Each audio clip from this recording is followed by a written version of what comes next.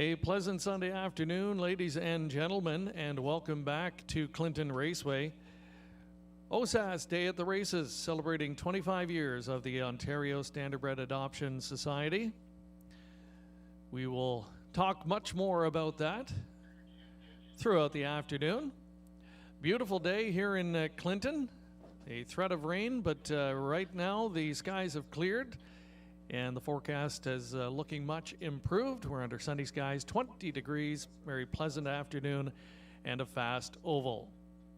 Right now, ladies and gentlemen, if you're able to, we'll ask you to please rise for the playing of our national anthem.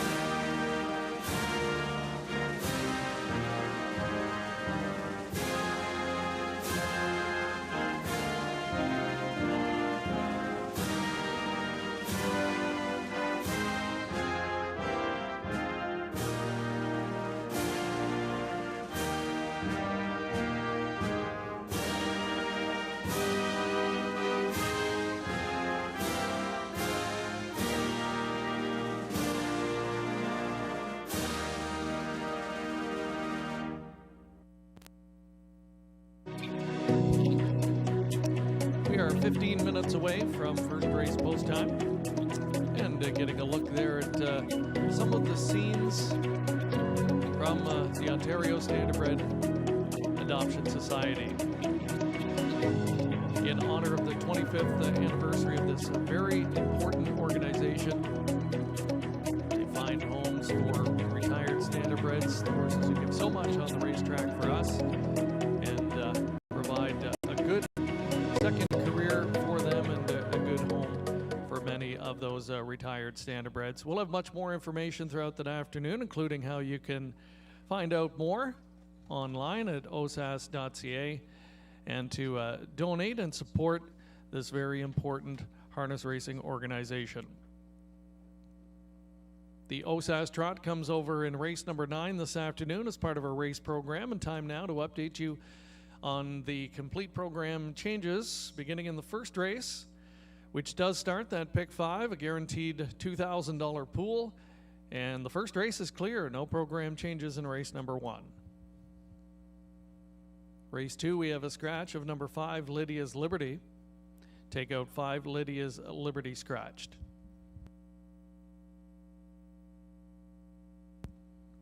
Races 3, 4, and 5 are clear. No program changes in races 3, 4, or 5. So that scratch in race 2, the only change affecting today's pick 5 wager. Note there is just one correction on the conditions for race number 5 today. It should be noted that in the 5th race there is a typo in the conditions. Delete the filly and mares condition at the top of race number 5. It is open and not restricted to fillies and mares, so please note that over in race number 5. In today's 6th race, we have a pair of scratches, both vet scratches, number 6, Cranky's Boy, and 8, Aussie Young. Take out the 6 and 8 from today's 6th.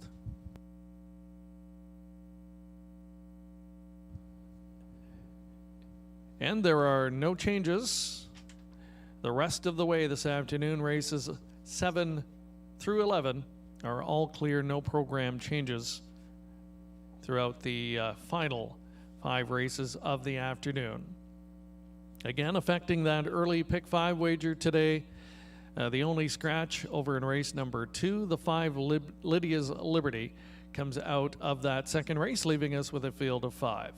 Full field of 8 here in the opening contest, which starts the daily double, that guaranteed pool pick 5 wager as well. Exacta, trifecta, superfecta wagering offered up.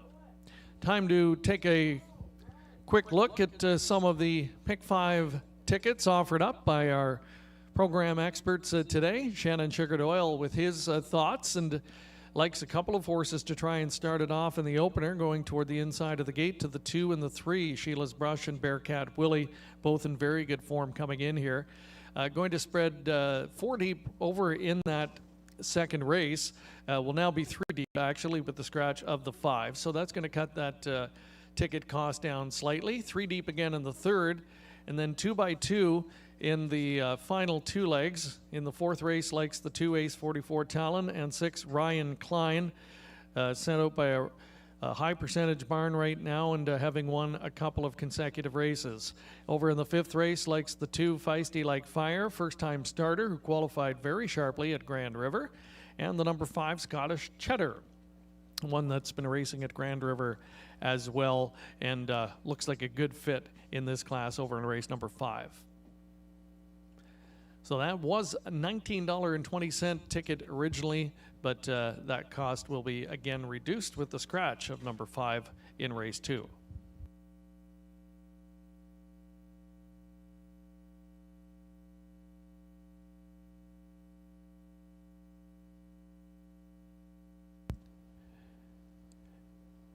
And don't forget, you're playing into that $2,000 guaranteed pool in the pick 5 wager. 15% takeout rate on the wager, and a 20-cent base bet option is available. The new wager this season proving quite popular, and your chance to get involved here today, 10 minutes away from kicking things off in race number 1.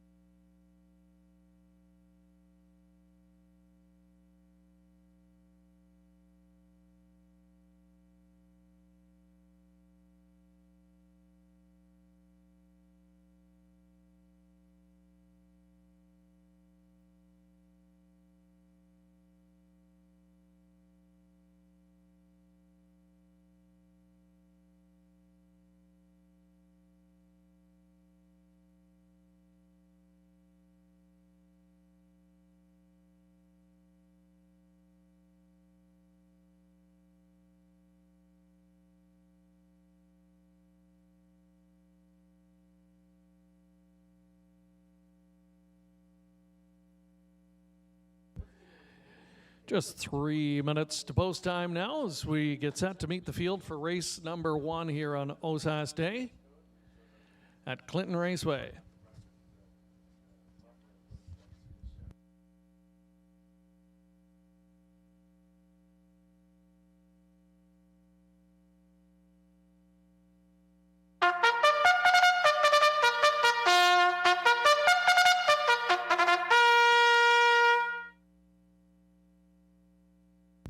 Here's the field, number 1, cutting class. Ryan DeRoche in the driver's seat for Jeffrey and Lori Thompson. 2, Sheila's Brush has Kenny Oliver driving for Milton Young. Bearcat Willie, number 3, Mike Horner, owns, trains, and drives. 4, Battle with Desire. Sylvain Grenier is in the driver's seat for Claude Grondin. Premier Kane, number 5. Ellie Bale and Jeffrey Boyd share ownership. Travis Henry in the driver's seat. 1 drink ago, number 6, Heather Pickett. Chris Jewett, John Gray share ownership. And a happy birthday going out to Nat Day in the driver's seat. 7 Century Harlot, Aaron Swainson Brickman, the owner. Tyler Moore drives. And the 8 Fine Credit, Heather and Letitia Sawyer with Ken Albrecht sharing the ownership. It's Jay Harris in the driver's seat. Full field of 8 to kick things off here this afternoon. And it is the start of the Pick 5 wager with a guaranteed pool at $2,000. Start of the daily double exacta try superfecta wagering offered up as well.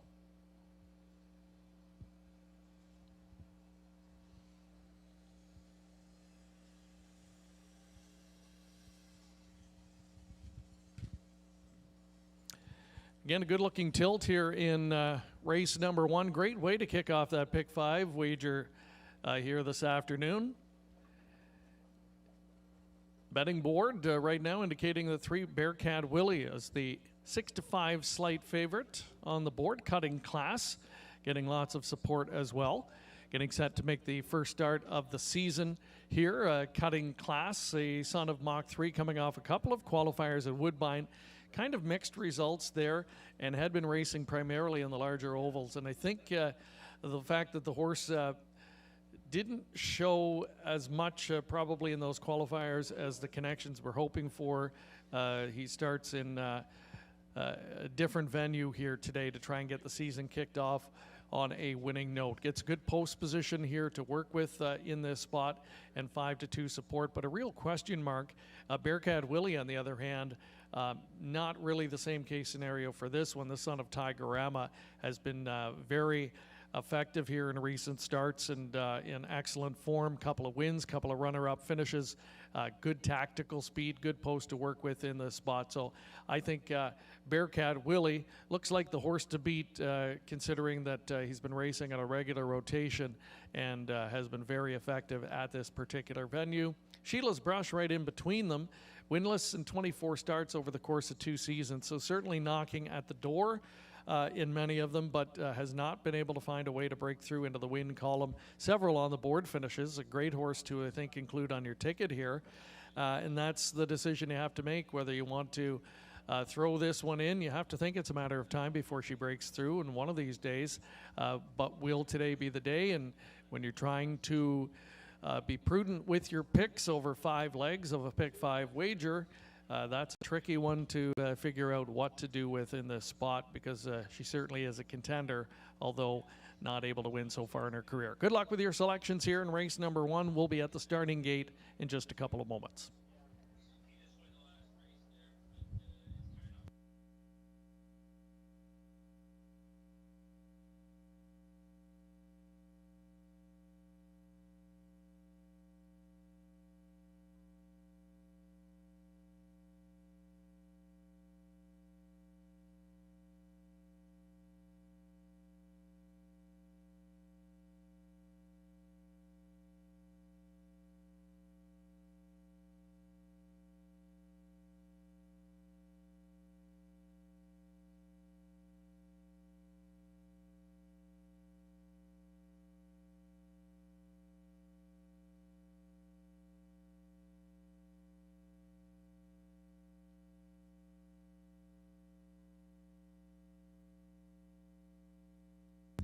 Still time to play that pick 5. We're already well over the guarantee of $2,000 and growing. Nice pool to play into once again. Of course, we've had some nice returns. We had a big 20-cent return of over $5,000 last Sunday afternoon. We'll see what's in store today. Almost 2,400 the pool and growing, with still a little over 30 seconds to make your selections.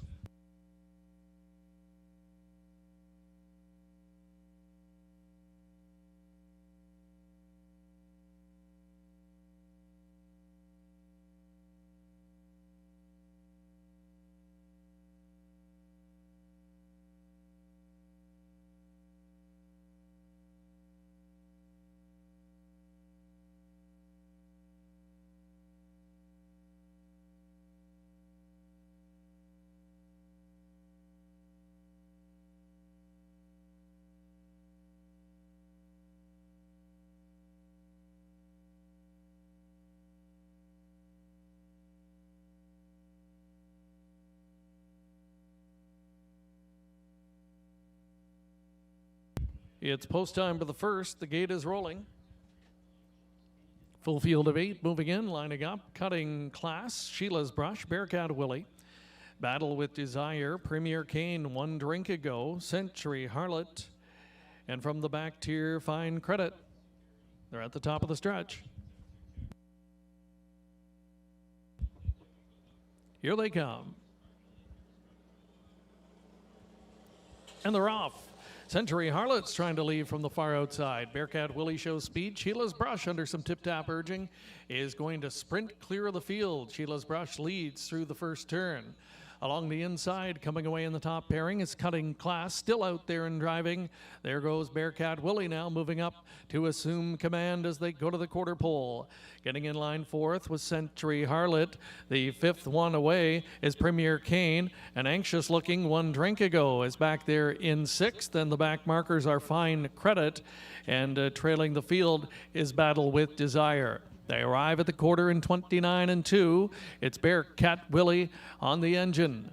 Pocket Sitter in second, Sheila's Brush. Popping out of the 3-hole. There goes Cutting Class, going to go first over in his seasonal debut as they swing off the turn. Back fourth, Century Harlot. Now going to slide to the outside and grab some cover as they move past the halfway point. Third over in the flow comes Premier Kane, and it's One Drink Ago down on the inside, gapped by about a length and a half. To the outside of that one, Fine Credit, still trailing Battle with Desire. They were halfway home in 59 and 4. Going to the backstretch, second and final time, they're chasing Bearcat Willie. The son of Tigerama leads to the backstretch. Re-emerging second, Sheila's Brush. Cutting Class is stalled out there in third position, trying to find a bit more. Sent 3 wide, but not gaining. That's Century Harlot, now weaving out between pacers. One Drink Ago comes on in the top 5. 3/4 and 1:30. They have little more than an eighth of a mile left to go, and it's Bearcat Willie, the one to try and catch, and he's going well. Bearcat Willie a length and a half. Sheila's Brush trying to convert from the pocket. Out there in third, Century Harlot, and they turn for the payoff. And it's Bearcat Willie finding another gear, stepping away by 2 lengths, and it's going to be Bearcat Willie all the way. Bearcat Willie wins. Finishing second was Sheila's Brush. Century Harlot third. Cutting Class was fourth in 1:59.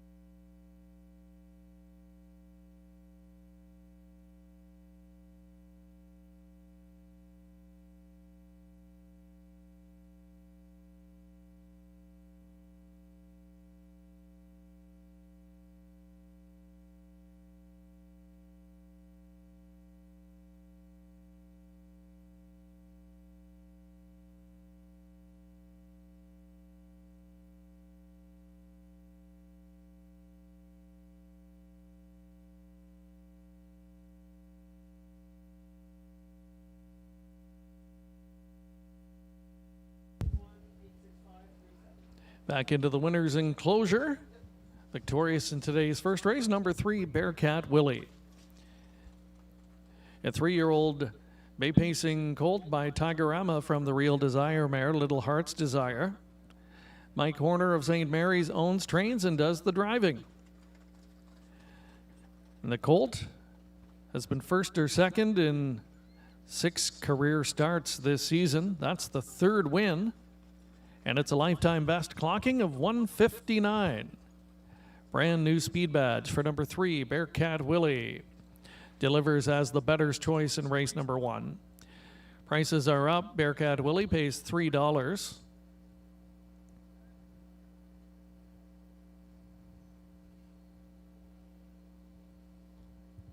The 3-2 exacta combination worth $11.40. The dollar try pays $49.10.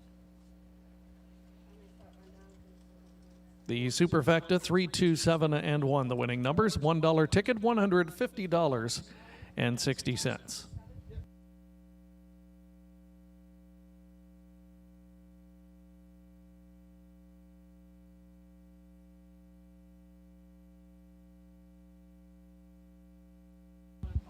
So the favorite kicking off today's pick 5. Total pool checking in at just under $2,900. Another nice pool in that pick 5 wager today. And no doubt many people getting through that first leg as Bearcat Willie delivers as the better's choice. Reminder that race 2 upcoming, scratched is number 5, Lydia's Liberty. It is a field of 5 to go postward next.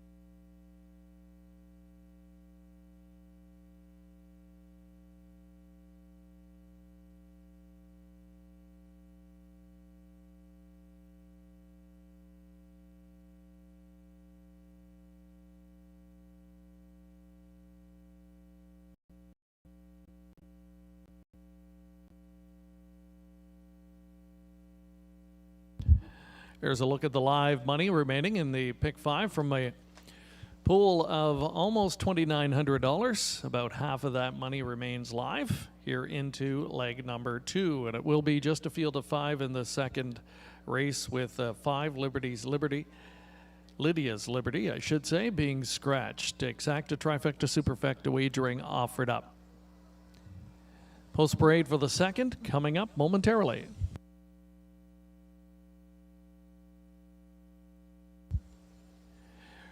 Reminder, today we recognize the Ontario Standardbred Adoption Society. Been in operation for 25 years, founded in 1996. The organization has found homes for more than 1,000 retired standardbreds during that time. Very important organization. To find out more, visit osas.ca online. You can also make a donation if you want to support this very worthwhile organization. I want to recognize the folks who work very hard behind the scenes to make it all happen as well. Some Hall of Fame directors as part of OSAS, including Clinton's own Ian Fleming, legendary harness driver Bill O'Donnell, also a member of that board.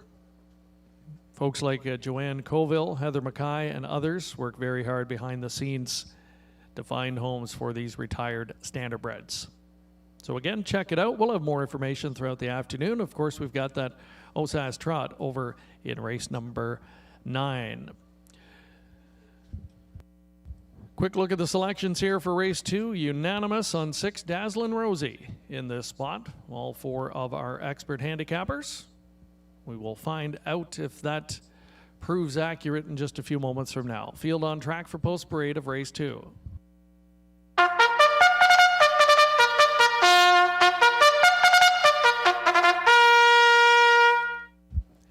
Here's the field. Number 1, Little Bearcat, owned, trained, and driven by Mike Horner. Salisbury Easy, number 2, Drew Neal, driving for Rebecca Williamson and Laverne Turnbull. 3, Sparkle Farkle, Travis Henry in the driver's seat for Kim McNiven and Don Douglas. Witness in the Shadow, number 4, Bud and Lindsay Sinclair share ownership. Tyler Moore with the drive. Number 5 was scratched. Rounding out the field, Dazzlin' Rosie, Ross Batten and Dr. Paul Rutherford share in the ownership. Ross does the driving. And that is your field of 5 for race number 2. Pretty evenly bet tote board right now at this point in time. Basically co-favoritism for 1, Little Bearcat, 2, Salisbury Easy, and the 6, Dazzlin' Rosie. Although Dazzlin' Rosie was the unanimous top selection from our handicapping experts, and I'm in full agreement. I think Dazzlin' Rosie, a quality mare who is better than that over 8 record would indicate this season.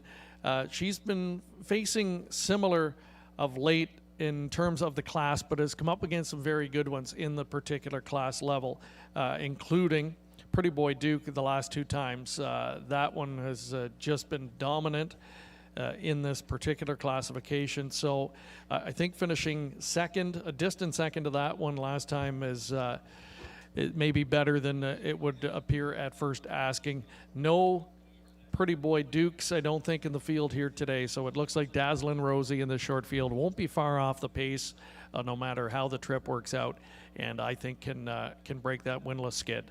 Kind of interesting here, Little Bearcat, the number 1 in the field. That's the older full sister to our first race winner, Little Bearcat. Bearcat Willie, who won the first race. Little Bearcat comes up here. She's a 4-year-old mare. She was a 3-time winner last year. Very productive campaign at age 3. Has struggled to find the winner circle this season, though. Similar to Dazzlin' Rosie. I think better than that 0-for-9 record indicates, and gets a better spot and certainly a much better post position to work with here. And because of that, 8-5 and getting plenty of tote support. A couple of the key contenders here in race number 2, and they'll be lining up at the starting gate in just a couple of moments.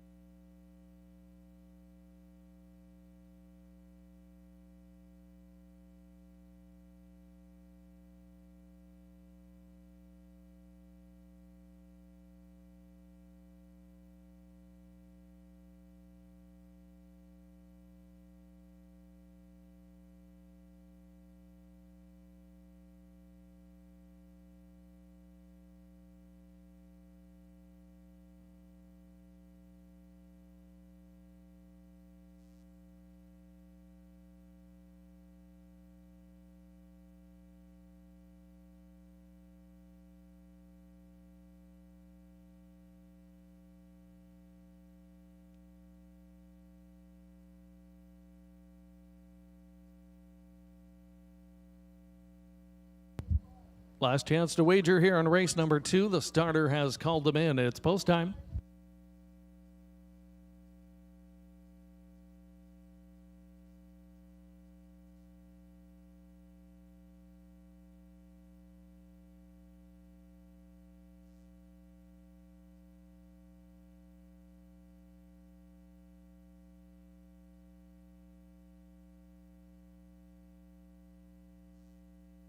Starting gate is rolling. It is a field of 5 moving in and lining up.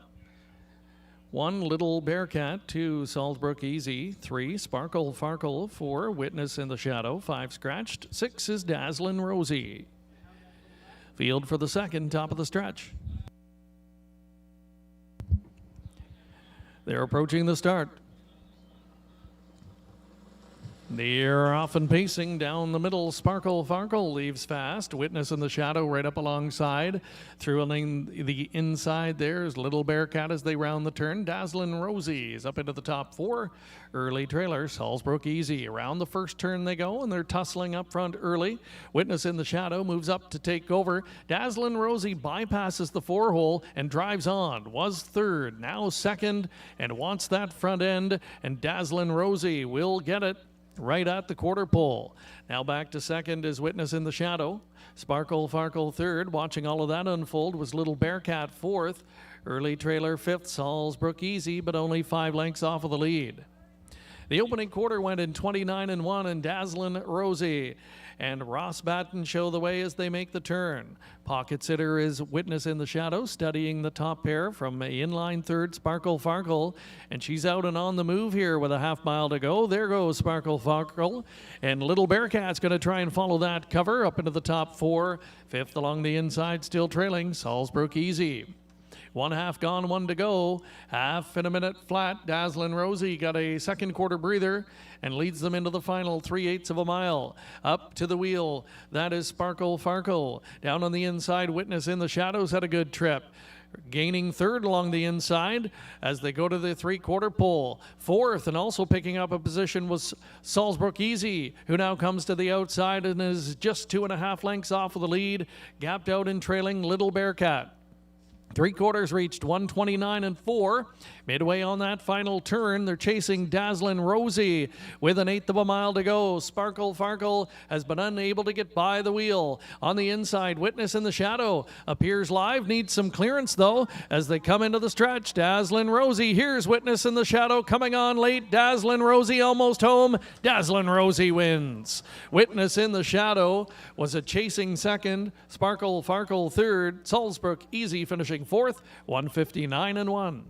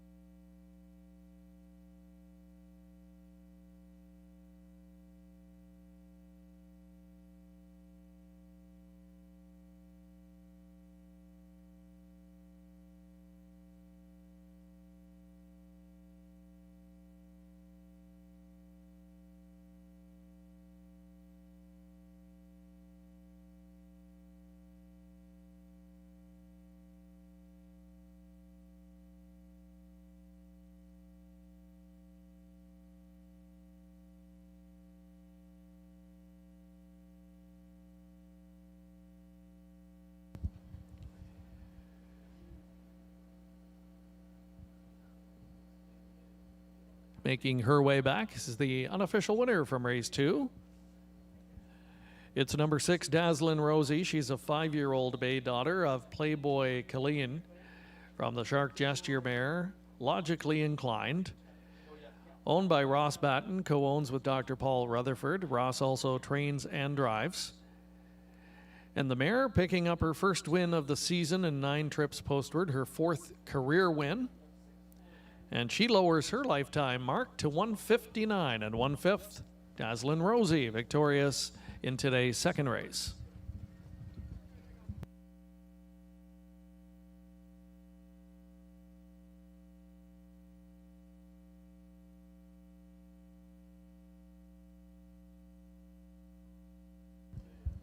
The results are official. Price is posted $4.20 the win ticket return.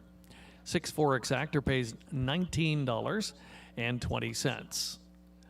Today's daily double 3-6 combination worth $9.10. 6-4-3. The winning trifecta numbers for $1, $25.15. Superfecta for $1 pays $56.95.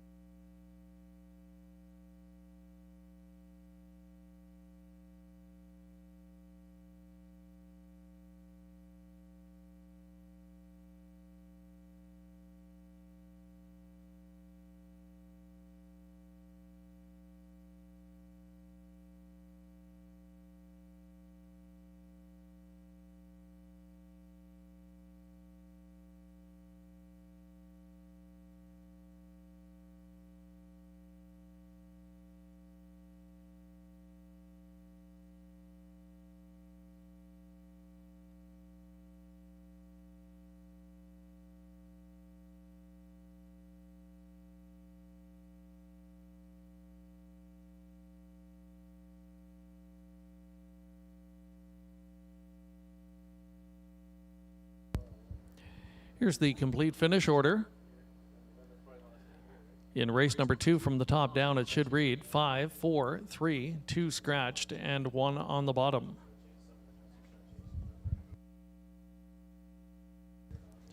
Third race upcoming has no changes. Another full field of 8 is coming up.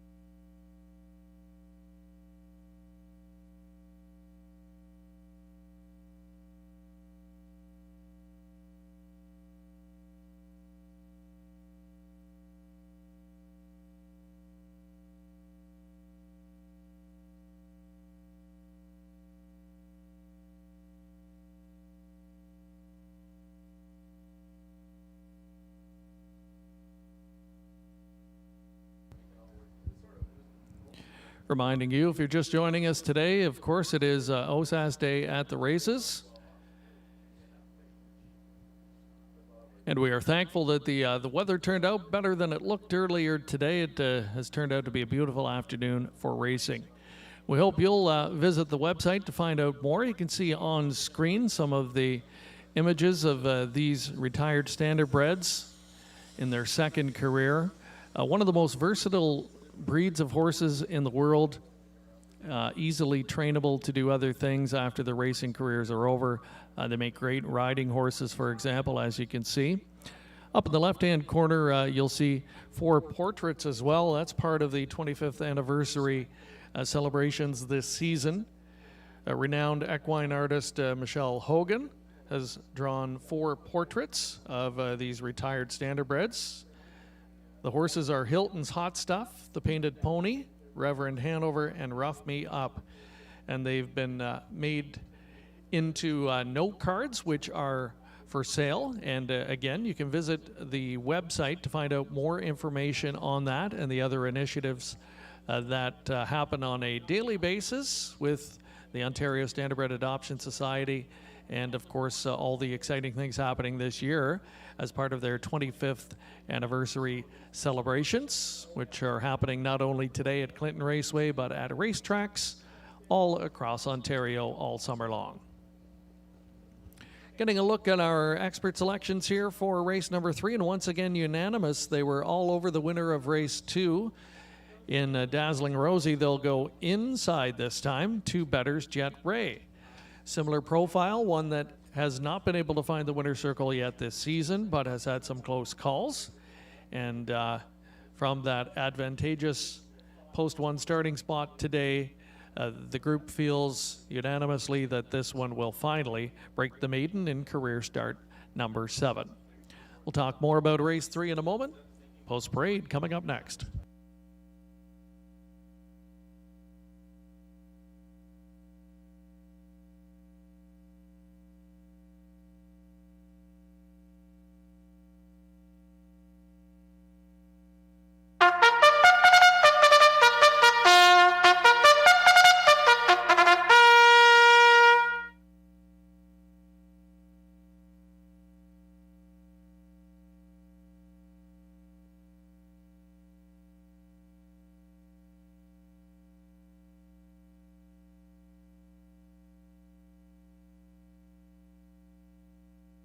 Introducing the field, the 1 will parade last. 2 is Delightful Wine. Daniel Kerr, the owner. Nat Day drives.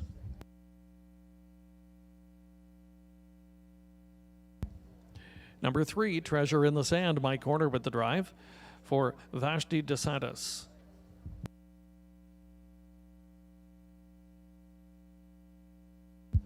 Number 4, Captain Godreau.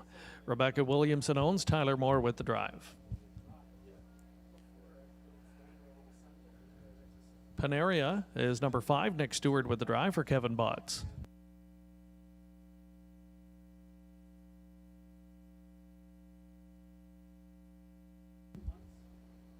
Six, Caribbean Tides, Dr. James Shive, the owner. Jay Harris will steer. 7, Hello You, Andre Goish does the driving for Gino Toscani. 8, Royal Double, Randy Henry, the owner. Mark St. Louis Jr. will steer.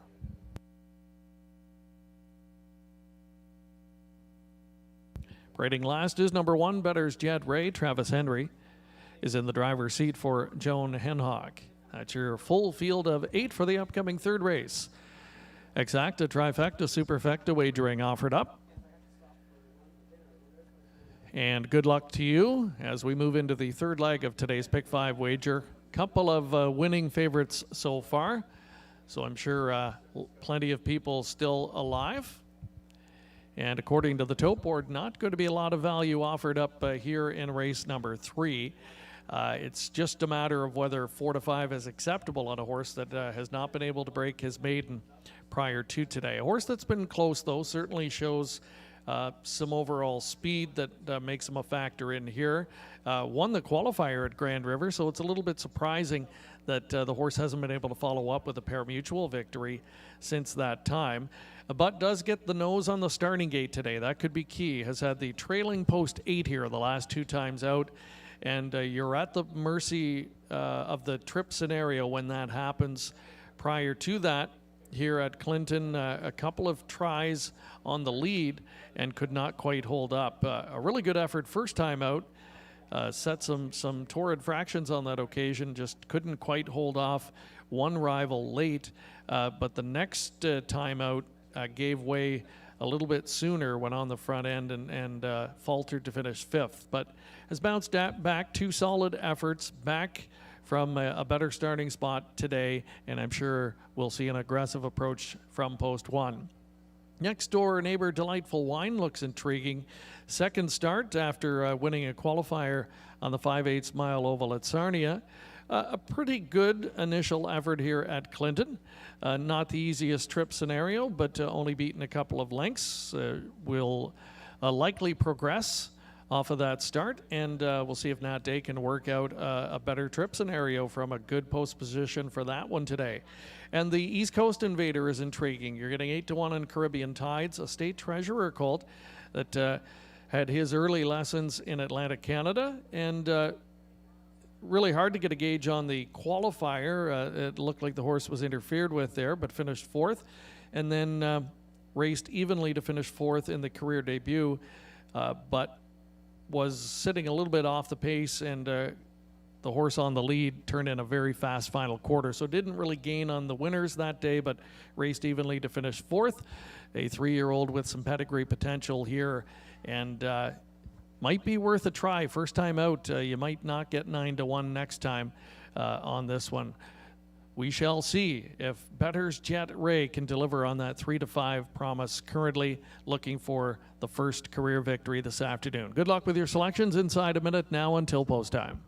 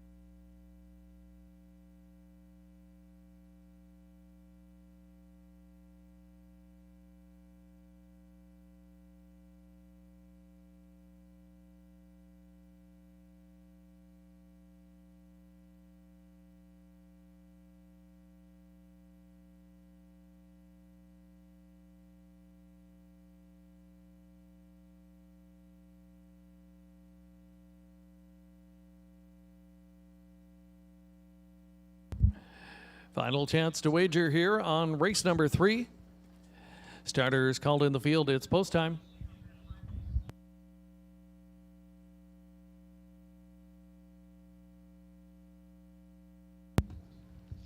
Field of 8 moving in and lining up. It's Better's Jet Ray, Delightful Wine, Treasure in the Sand, Captain Gudrow, Panaria, Caribbean Tides, Hello You, and Royal Double from the trailing tier. They're at the top of the stretch.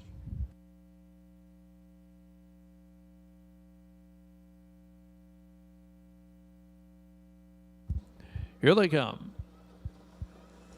And they're off. Check out that move from Hello You, who jets to the front from the outside off stride. Pole starter, Better's Jet Ray, has jumped it off. So the complexion of this one changes early as they go into the backstretch for the first time. Hello You made front in a matter of strides and has 4 lengths as the field straightens up and heads towards that opening quarter. Coming away in second spot was Captain Godreau, showing up third, Panaria. Break of a couple to Delightful Wine, who's traveling in 4th position.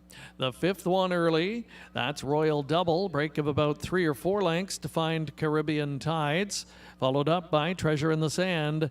And just resetting now, or trying to reset, is Better's Jet Ray in the backfield. Quarter 29-1, long shot leader Hello You takes them up in front of us for the first time, out there winging on a lead of 2.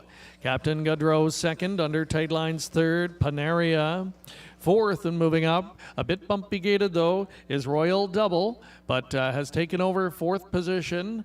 5th along the inside as they travel the lower turn is Delightful Wine.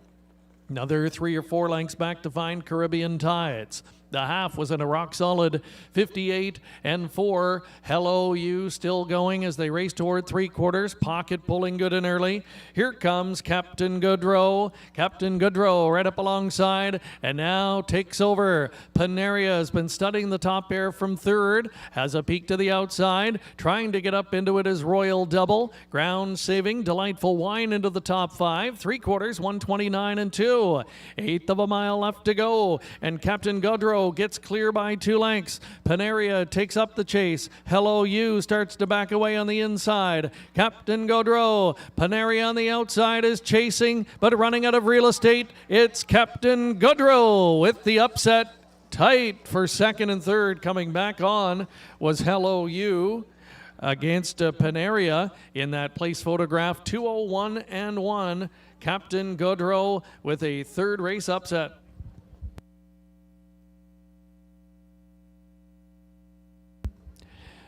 Your attention, ladies and gentlemen. I ask you to hold all tickets here. AGCO racing officials will have a look at racing action coming to the finish. I'll have a look at the top 3 finishers there coming to the finish. Please hold all tickets until the results have been made official. Inquiry sign going up here in race 3.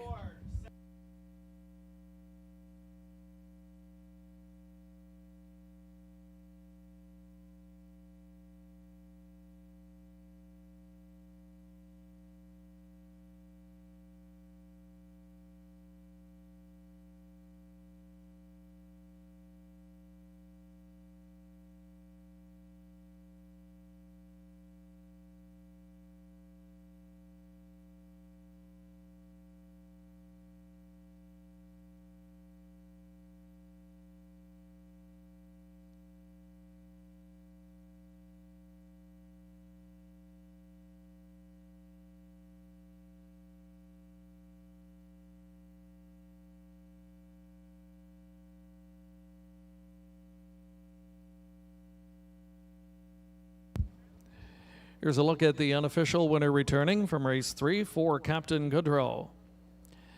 3-year-old bay colt by Moonbeam from the Mach 3 mare Sweet Velocity. Rebecca Williamson of Blythe is the owner. Jeff Williamson training. Tyler Moore engineers the victory.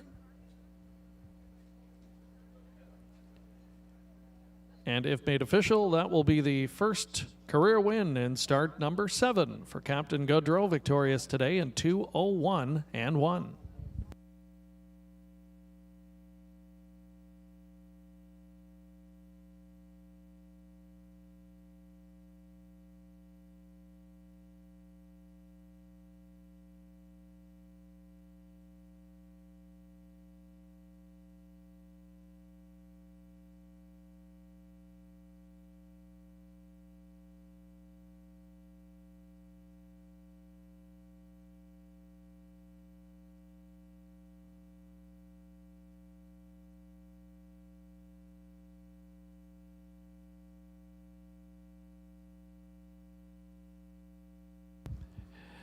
Again, AGCO racing officials will look at action coming to the finish, focusing on second and third place finishers, 7 Hello You and number 5 Panaria. Again, that is under review. Inquiry sign remains up. Here's a look at what the officials will be reviewing. Just tight quarters there coming to the finish between your second and third place finishers.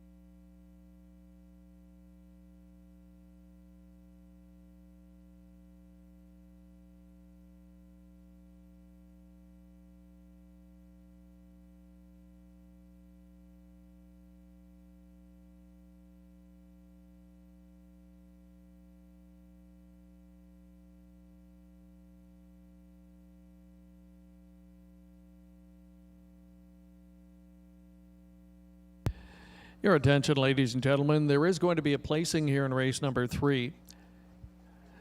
The second place finisher, Hello You, has been disqualified and placed third for causing interference against number 5, Panaria, coming to the finish.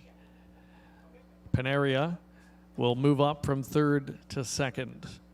Again, number 7, Hello You, disqualified and placed third for stretch interference against number 5, Panaria.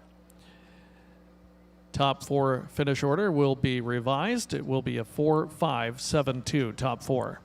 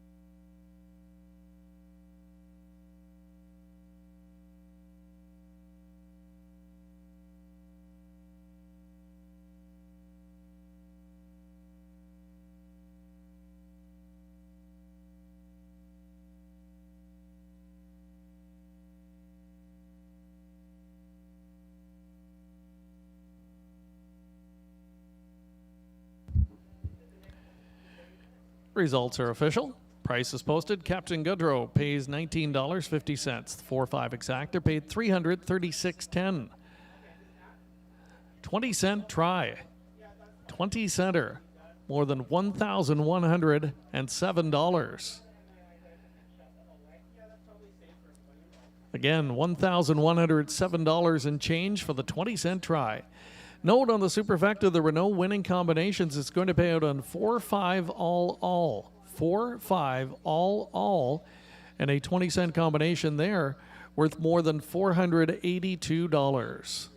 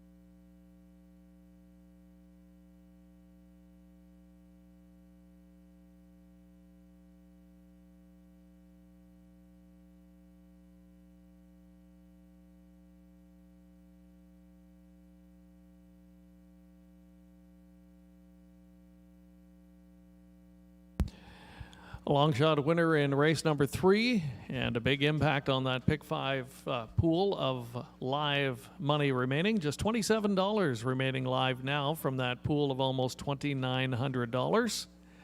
Good luck if you are still alive. 2 legs remaining in that pick 5 play. Here's a recap of the revised finish order from back in that 3rd race from the top down. It should read 8, 4, 7, 1, 2, 6, 3, and 5 on the bottom. Coming up, race number 4, another full field of 8 with no changes. It's the start of a pick 3. Exacta, trifecta, superfecta wagering offered up as well. Part of the popular wagering menu here at Clinton Raceway, which now includes that guaranteed pool pick 5 right off the top. guaranteed at $2,000. Again, today's pool getting close to the $3,000 mark. We've got the early double wager as well. The pick 3, 20-cent base bet. It starts here in race 4. And don't forget the late pick 4 guaranteed pool at $2,000. Late double wagering starts over in race number 10 each and every afternoon.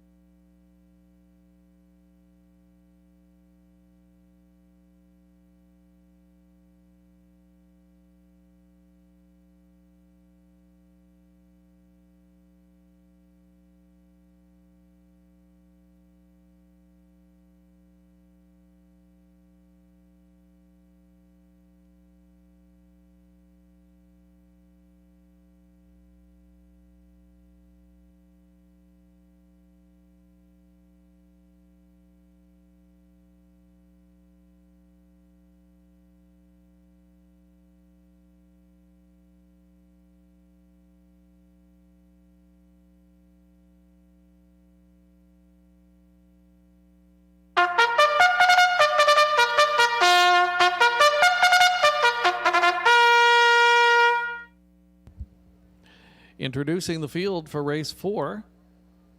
Number 1, Dolliator, Greg Dustin driving for Guys for Stieg and Ted Melchers.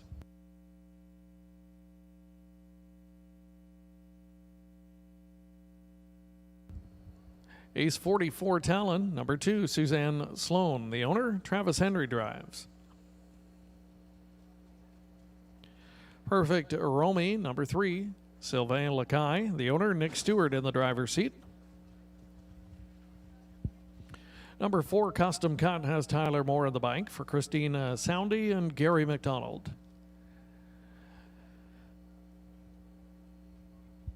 Twilight Zone is number 5, Nat Day in the bank for Milton Young. 6, Ryan Klein, Mark St. Louis Jr. with the drive for Blue Shoe Investments.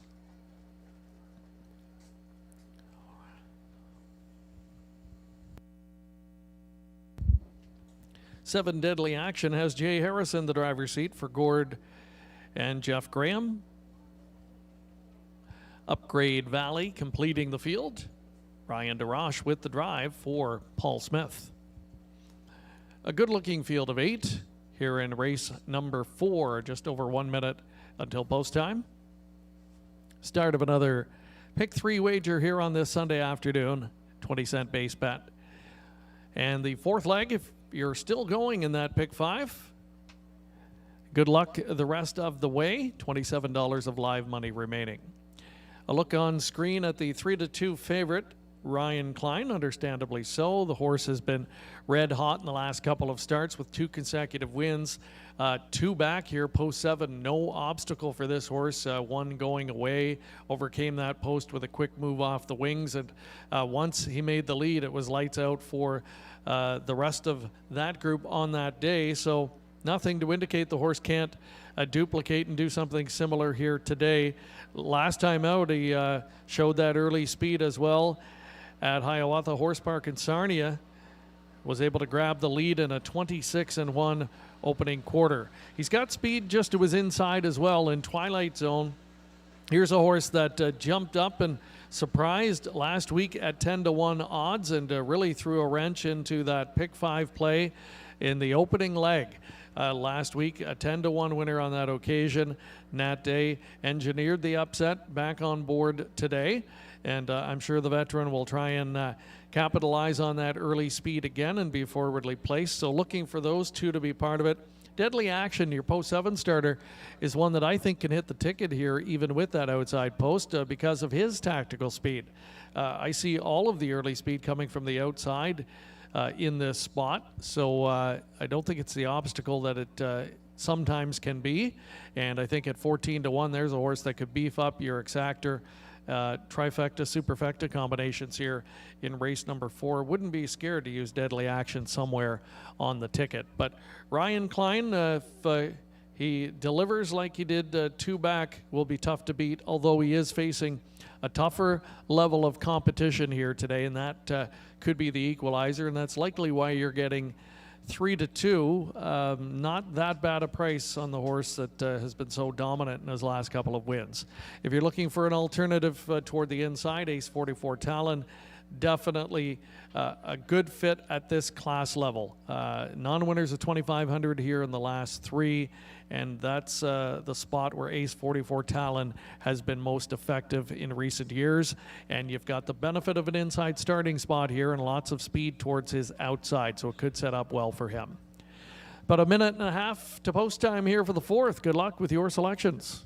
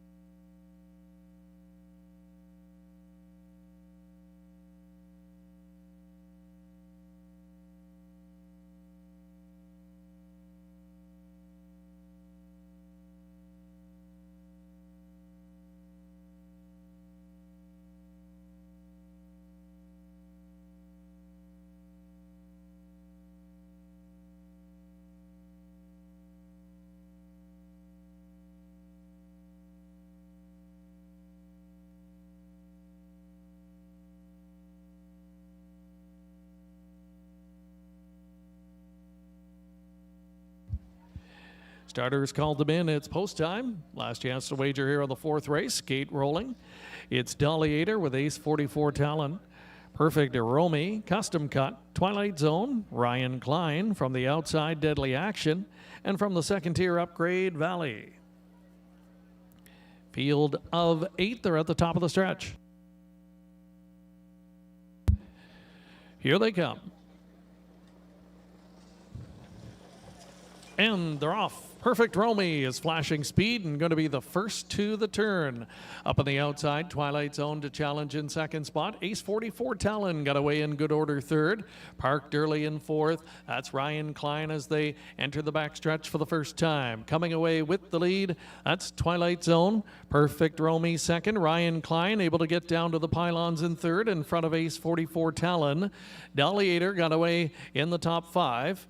Racing sixth is Custom Cut. It's 3 more to find Upgrade Valley, and the trailer Deadly Action going to try it from off the pace here this week. 28-1. Quick opening quarter. Compliments of Twilight Zone, who leads over to 3/8. Perfect Romy working out the perfect trip. Ryan Klein pops back to the outside and will apply the first over pressure. That's going to provide nice cover here for Ace 44 Talon into the top 4. Is about 3 lengths off of the lead. Fifth and keeping close tabs is Dolliator. Sixth under tight lines, Custom Cut, starting up at the back, Deadly Action. Trailer on the inside, Upgrade Valley. They were halfway home in a testy 58 seconds flat. Moving inside the final 3/8. Twilight Zone, the one to catch. Ryan Klein ratcheting up the pressure right up to the saddle pad now in second. Perfect Romy third. 3 wide out of the backfield. Here comes Custom Cut sweeping up. In between pacers there, Ace 44 Talon, but he's gapped. Deliator's down on the inside, waiting for some racing room. Deadly Action at the back of the pack, but only 5 off the lead. 3/4, 127 and 3. Twilight Zone, the veteran, holding them at bay. Ryan Klein, though, not throwing in the towel. He's coming back on. Custom Cut on the far outside. Perfect Romy needs racing room. In deep stretch, Ryan Klein's found another gear, and Ryan Klein surges by late and bails out the chalk players here in the 4th. Ryan Klein to win. Twilight Zone and Deliator in the place photo. It looked like Custom Cut finishing 4th.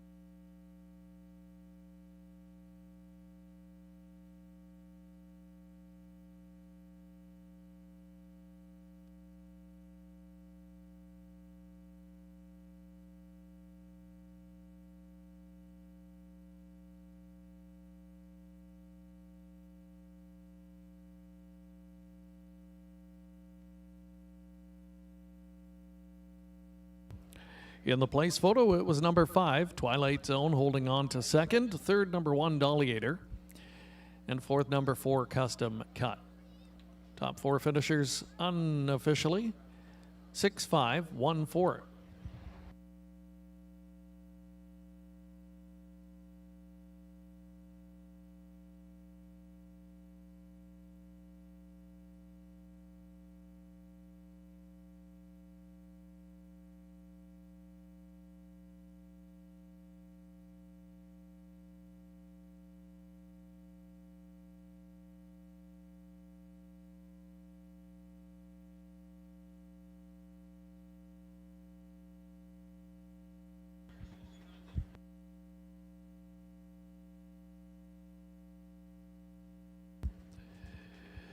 Making his way back to the winner's enclosure, 4th race winner, number 6, Ryan Klein, 7-year-old bay gelded son of Vintage Master from the Cam Luck mare Undone Hanover.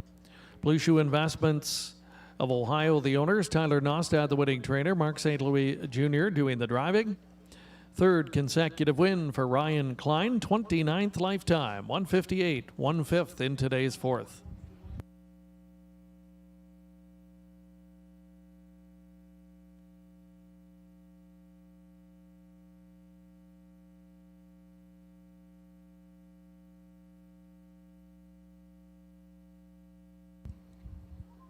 Results are now official. Ryan Klein pays $3.90 for the victory.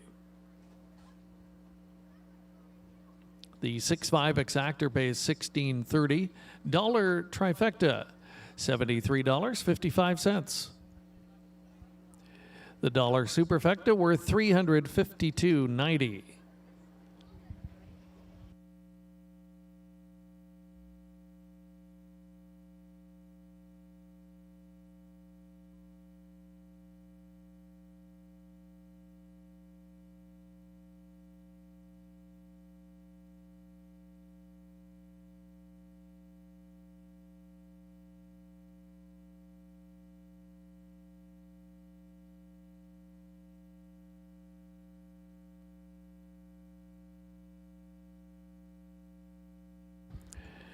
Recapping the finish order from race 4, top down if you're marking 3, 6, 5, 4, 2, 1, 8, and 7. Coming up next, race 5. Reminder, there is a typo in the conditions. Fillies and mares should be deleted delete the fillies and mares portion of the condition at the top of the race page for the upcoming 5th race. Full field of 8 set to go postward, exacta, tri, superfecta, and wrap-up leg of the pick 5.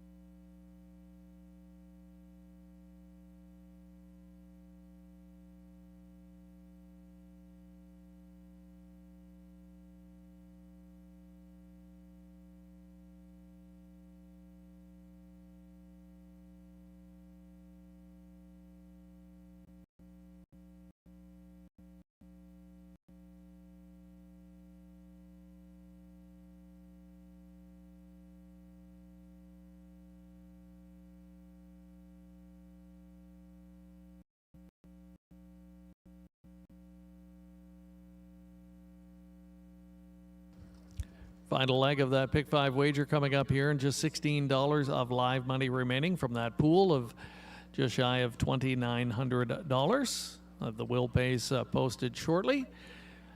Just over 5 minutes to post time here for the 5th race. Again, disregard the fillies and mares portion of the condition. It's for non-winners of $3,000 lifetime. Non-winners of a race allowed $2,500, and also eligible 2-year-olds here. There's a look at those pick 5. Will pays, heavily favored to complete it, Reminisce Road. Reminisce Road, one-time winner in 5 this year. That came 3 back, and a good effort 2 back from post 7.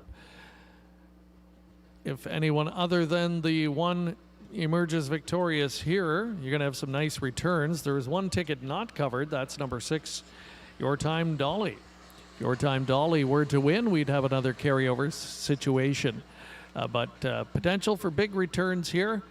Favorite to complete that pick 5 is the number 1, Reminisce Road. 4 minutes on the clock. Post parade for race 5 coming up in a few moments.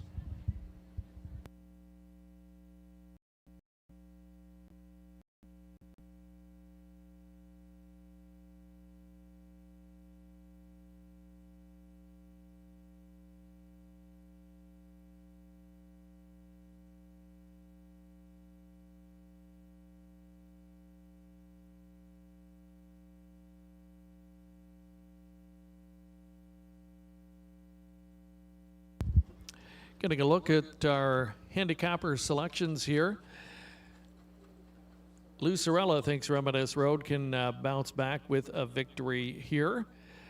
Winner 3 back, as mentioned, runner-up on July 18th, and then last week a 4th place finish. A little bit of a troubled trip there, but only beaten 4 lengths. Post 1, likely a catch-me-if-you-can approach today from that rail starting spot. The other three all in agreement on first-time starter, Feisty Like Fire, the better than Cheddar Colt, leaving from post 2. The qualifier at Grand River, very impressive. Post 7 start there, finishing second and only beaten a half length in that effort. Looks primed and ready for the career debut today. Tyler Moore, already with a winner on the program, will look to double up in this spot.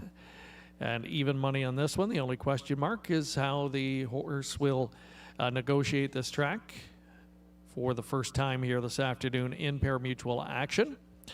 Pretty wide open field of 8 though on paper. Next door neighbor to that one, Greystone Treasure, looks competitive as well. Has shown a progression in time from each of the first few starts so far, but was scratched sick last time, so that leaves a question mark hanging over this one today. But the fillies offering 14-1 odds currently, might be worth a look in this spot. They're entering the track. Post parade coming up for race 5.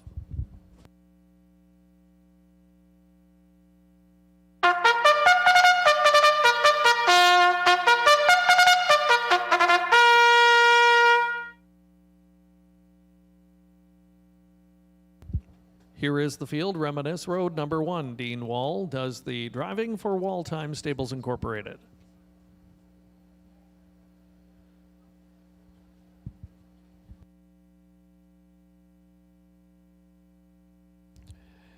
Late for post parade is the 2. Here's number 3, Greystone Treasure. Gene Caddy owns, Brent Ballore drives.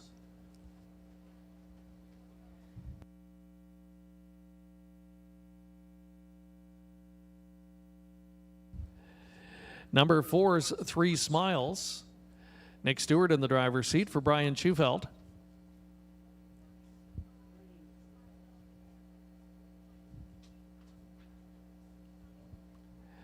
Number 5 is Scottish Cheddar. Daniel Meade owns, Drew Neal will steer. 6 Your Time Dolly. Mark St. Louis Jr. driving for Julie Waring.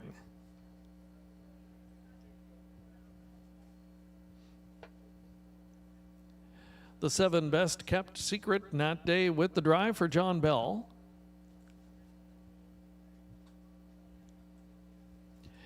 8 Shanghai, Kentucky, Travis Henry doing the driving for Kim McNiven and Don Douglas.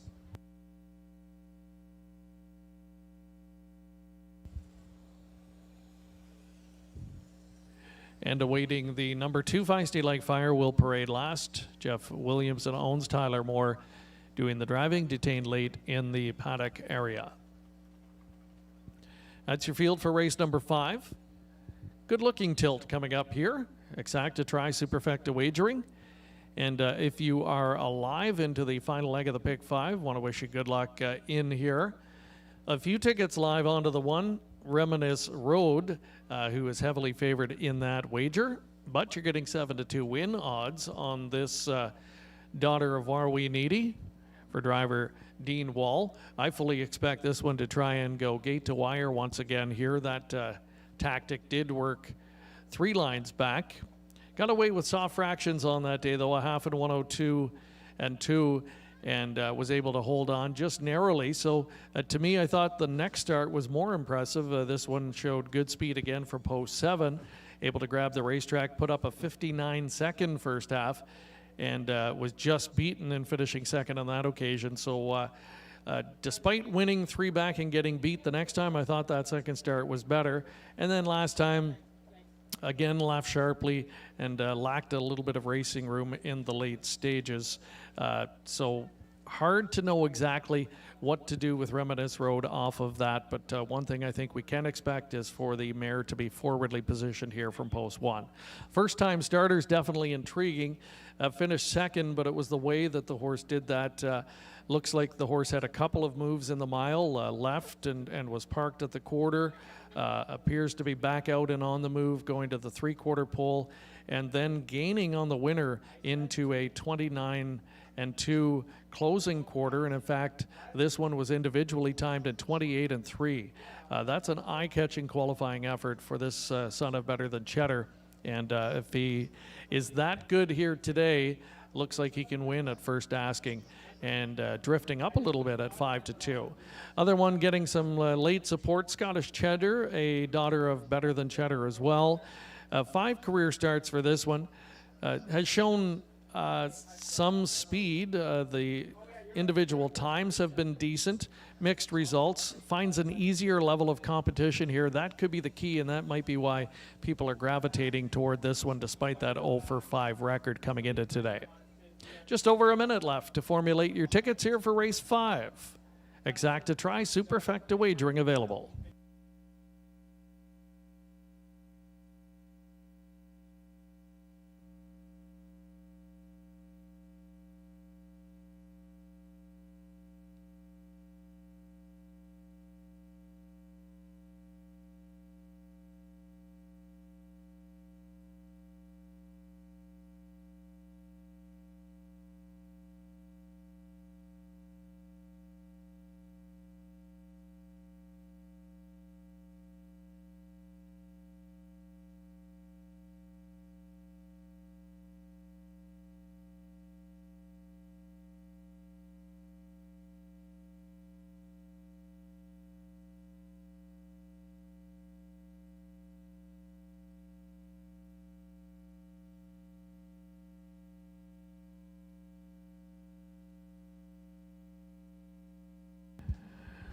Starting gate, getting set to move into position for race number 5. It's your final call to wager.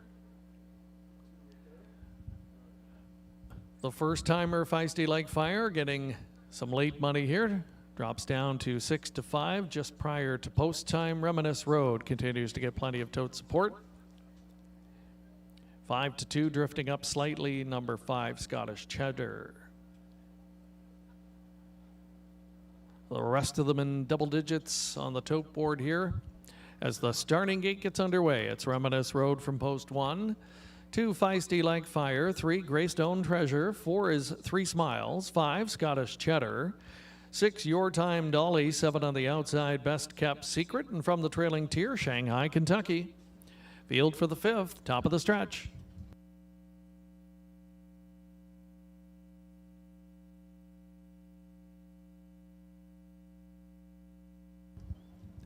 Gate swings off the turn, and here they come. And they're off. Just a bit bumpy gated there and handled carefully at the start was 2, Feisty Like Fire.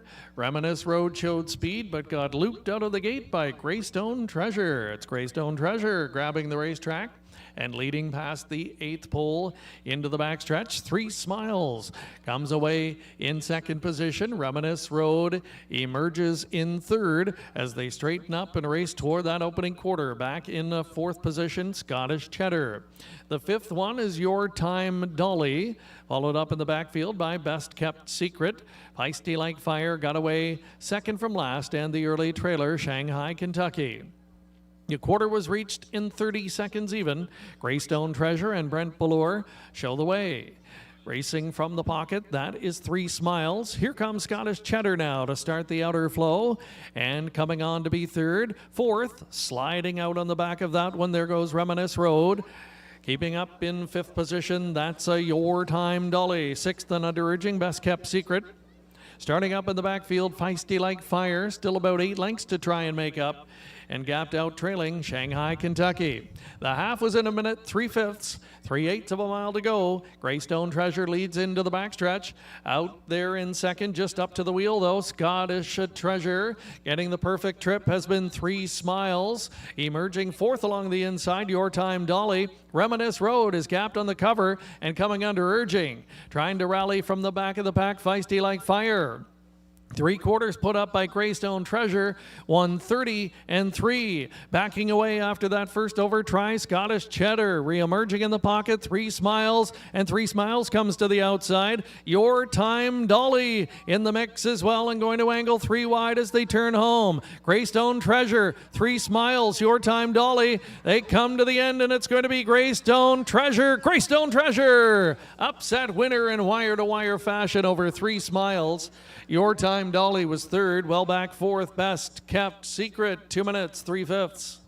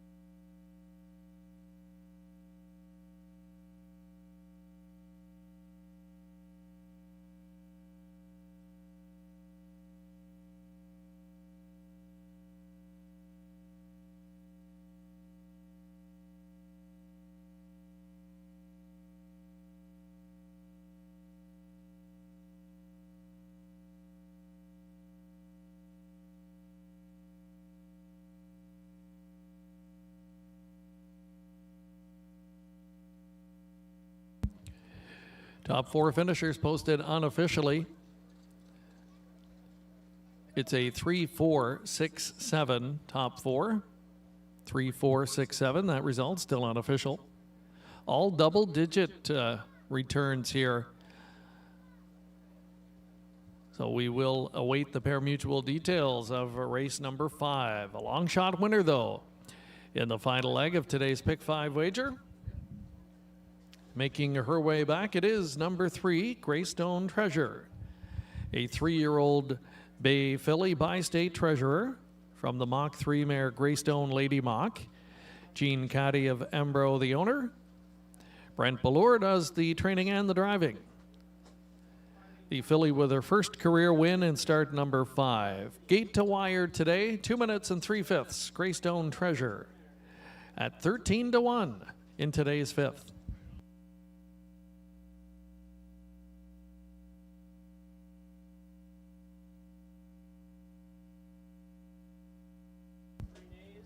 Prices posted. Greystone Treasure returning $29.70. Again, no superfecta combination sold. 3-4 all. 3-4 all. A $1 ticket, just over $641. The 3-4 exacta, big one, $914.20, and the dollar try, $1,223.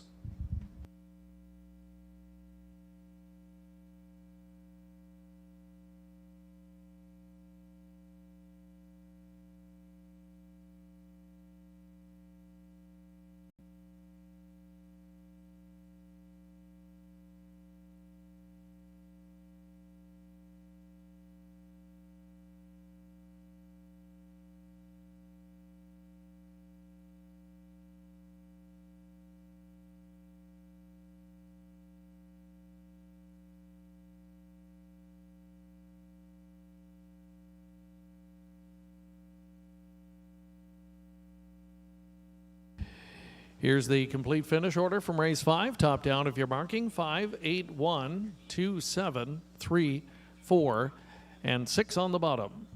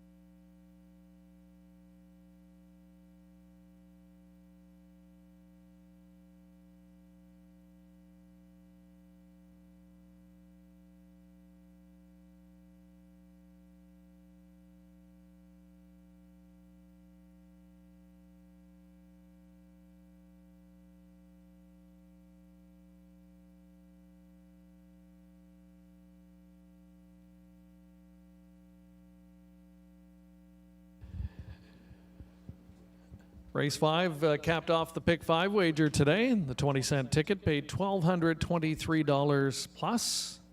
Over $1,200 for a 20-cent Pick 5. So again, another big return in that wager this afternoon with a pool of just shy of $3,000.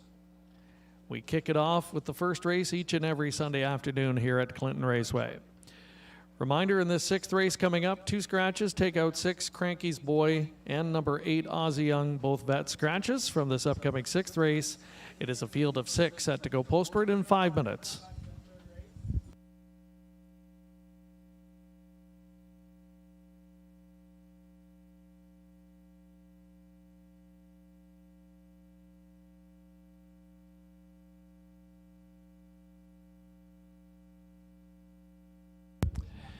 And again, we want to celebrate the Ontario Standardbred Adoption Society today and recognize the wonderful work that they do on behalf of this fantastic industry, providing a home to thousands of retired standardbreds following their racing careers.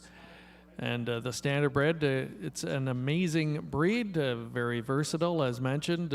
After their racing careers, can be trained to do a variety of different disciplines. And thank you to OSAS and the founding fathers of that organization. It was founded again back in 1996, celebrating 25 years this season. As part of that, having these OSAS Day festivities at racetracks across the province. The ambassador cards, as mentioned, you can see them on screen up in the left corner there, wonderful drawings that are available by visiting their website, osas.ca. The commemorative logo for the 2021 season was designed by renowned graphic designer Catherine Patchett, and we thank her for that, and a terrific job on that. So again, make sure to visit the website to find out more about all of the terrific work being done by the Adoption Society. And if you'd like to donate and help out the cause, it certainly would be appreciated on behalf of the organization. And you can find out the details on how to do that by visiting them at osas.ca. Pick 3 will pay is posted. Couple of 2 of 3 returns here in race 6 onto the 3 and the 7. Favorite in the pick 3 wager is number 2, Mr. X. Post parade for race 6 coming up in just a moment as horses and drivers leave our paddock location.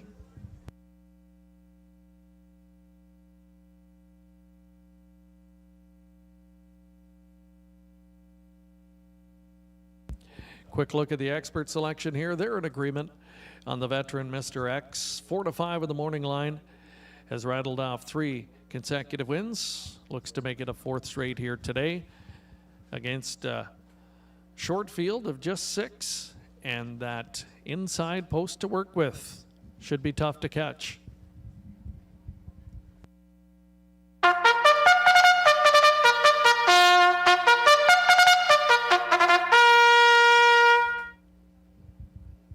Here is the field. Number 1, Come On Barney. Diane Sylvester owns. Jay Harris drives.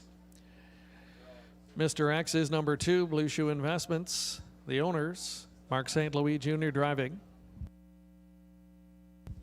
3, GMC Trooper. George Large owns, trains, and drives.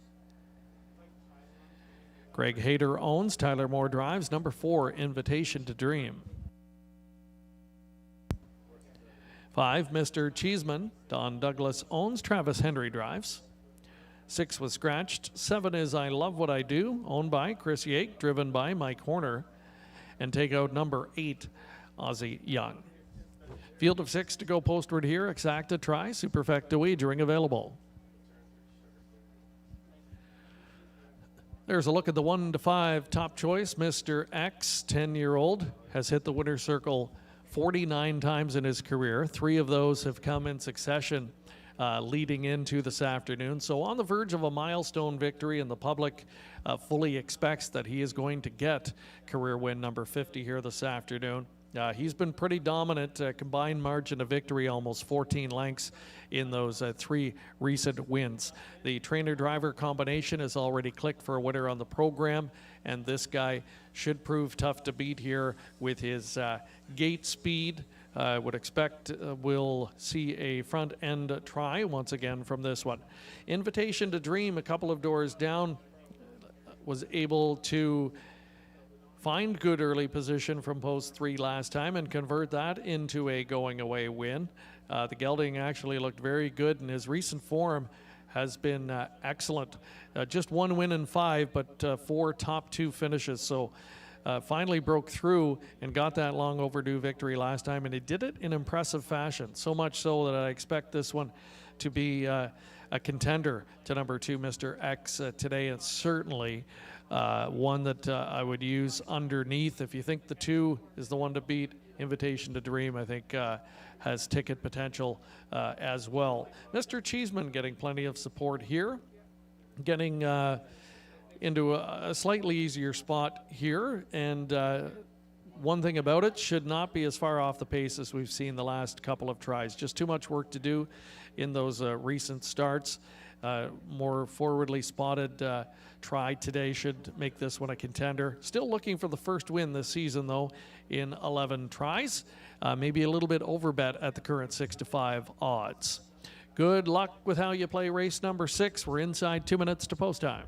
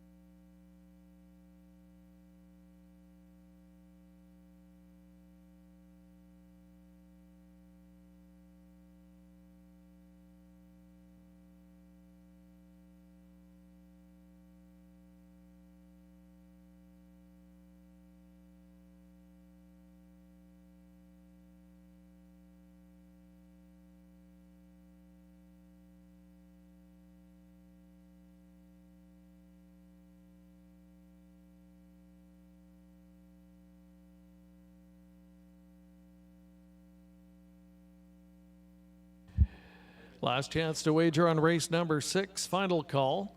Gate getting set to move into position.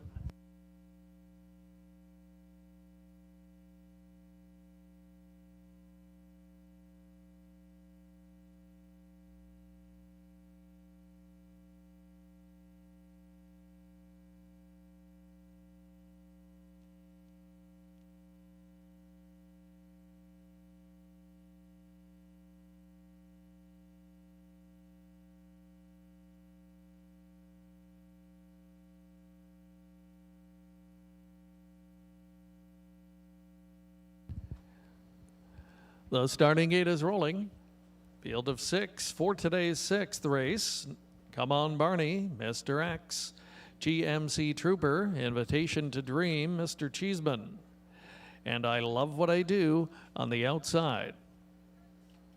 6th race field at the top of the stretch.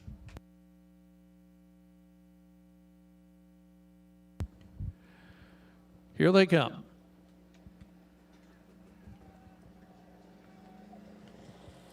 And they're off. Mr. X flashing speed. GMC Troopers trying to go with him. Come on, Barney along the inside, protecting position into the first turn. As they move to the opening 8th, and they now all have spots along the pylons. Mr. X emerges with that early lead, steps clear by 2. Come on, Barney came away in 2nd. GMC Trooper taken back into 3rd. Invitation to Dream, 3 lengths further back, sitting in 4th position, followed up by Mr. Cheeseman, about 5 off of the lead. And the early trailer, I Love What I Do, can see them all. They passed the opening quarter, 29-1.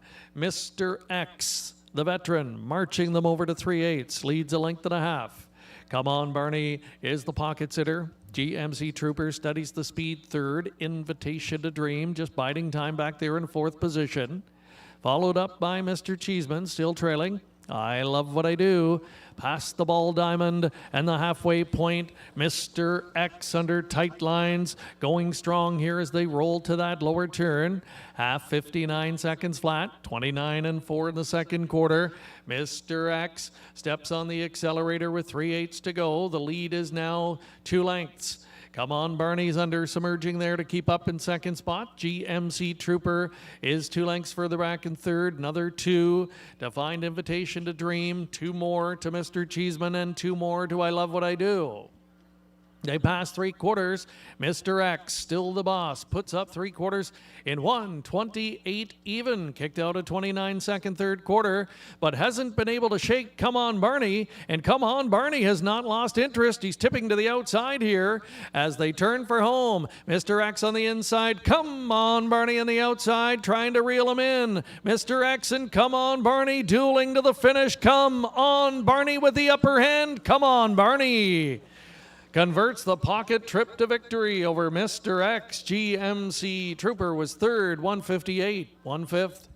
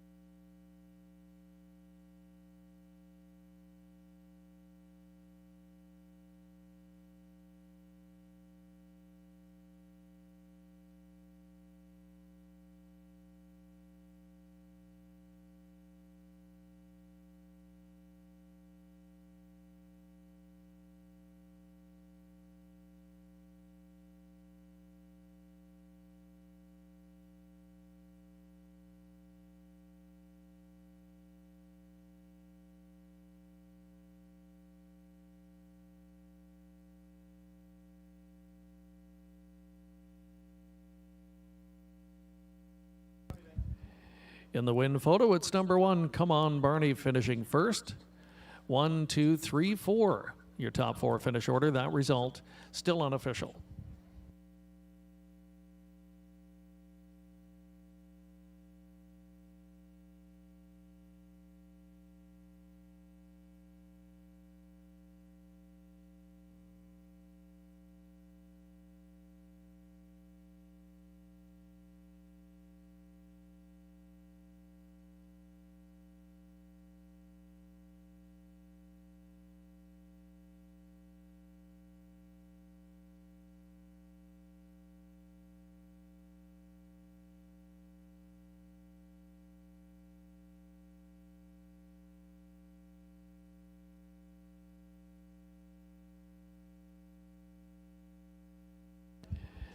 Here is the 6th race winner making his way back. It's number 1, Come On Barney.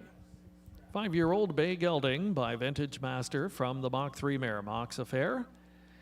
Diane Sylvester of Sarnia, the owner. Dwayne May training. Jay Harris in the driver's seat for the victory. It's the first in 8 this year and 4th lifetime. Today, a brand new speed badge, 158 and 1 for number 1, Come On Barney.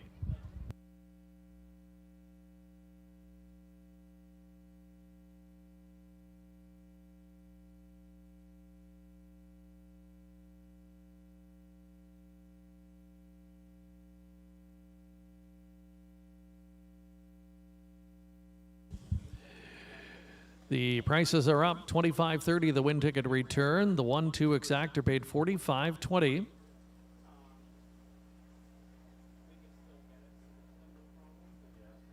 Winning trifecta combination, 1, 2, and winning numbers for $1, $113.95.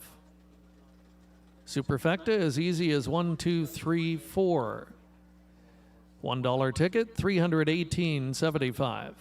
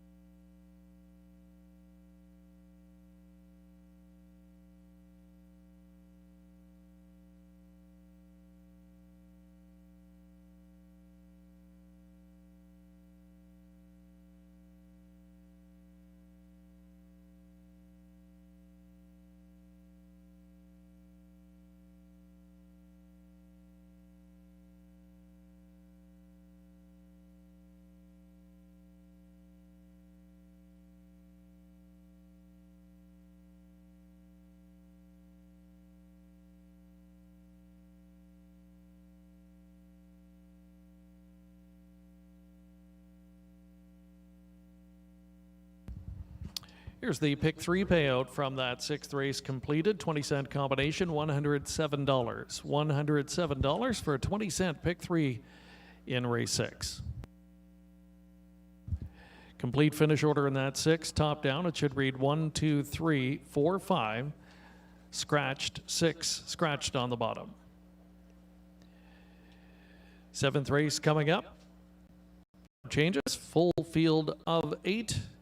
With exacta try superfecta wagering available. Look at the selections in the upcoming 7th. Both Lou Sorella and Aaron Skilton are on board with the 1, Zarconia Sealster. Zarconia Sealster has had 2 wins in the last 3 starts, sandwiched in between that. Race where a tough trip scenario cost this one, then a miscue going to 3/4. So it's been kind of mixed results, but certainly when she shows up with her best, capable of winning here. 7, Runaway Heiress has won 2 in a row, trying to make it 3 straight, but from an outside post here today. But Melissa and Sugar both thinking that she can overcome that obstacle and make it a 3rd consecutive win.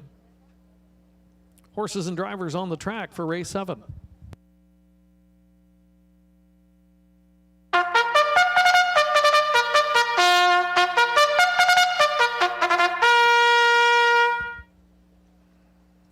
Here is the field. Zarconia Sealster 1, Stacy Curry owns, Mark St. Louis Jr. drives. Ask My Secretary 2, Michelle Letarte and Jean Allaire share ownership. Travis Henry in the bike. 3, Dolly Cat, Daryl and Diane Curry co-own, Drew Neal drives. 3, Gems 4, Natasha Day driving for Robert Furneaux. Miss Brandy Kay is the 5. David O'Brien and Rob Sparling share ownership. Jay Harris with the drive. 6, Artistic Meadow. Tyler Moore in the bike for Mark McCormick. Runaway Heiress, the 7. Gary Stoddard owns. Ryan Darage drives. And the Wall Time Stables, owners of 8, Bookie Baby, the driver is Dean Wall. That is your field for the upcoming 7th race. Exacta try superfecta wagering available, just over a minute on the clock. Good looking tilt coming up here. Artistic Meadow opens up as the favorite here. Another one in excellent form coming in and was claimed from that last outing. Mark McCormick, the owner, will take over the training of this one. Artistic Meadow has won 3 of 5 this season coming in. A couple of really impressive efforts here. There was the one race 5 lines back where she actually broke just prior to the start, rallied and came all the way back to win. You don't see that too often these days, and that was, I think, a signal of how much talent this mare has. And since then, she has been able to win a couple of more times, a 3rd place finish sandwiched in between.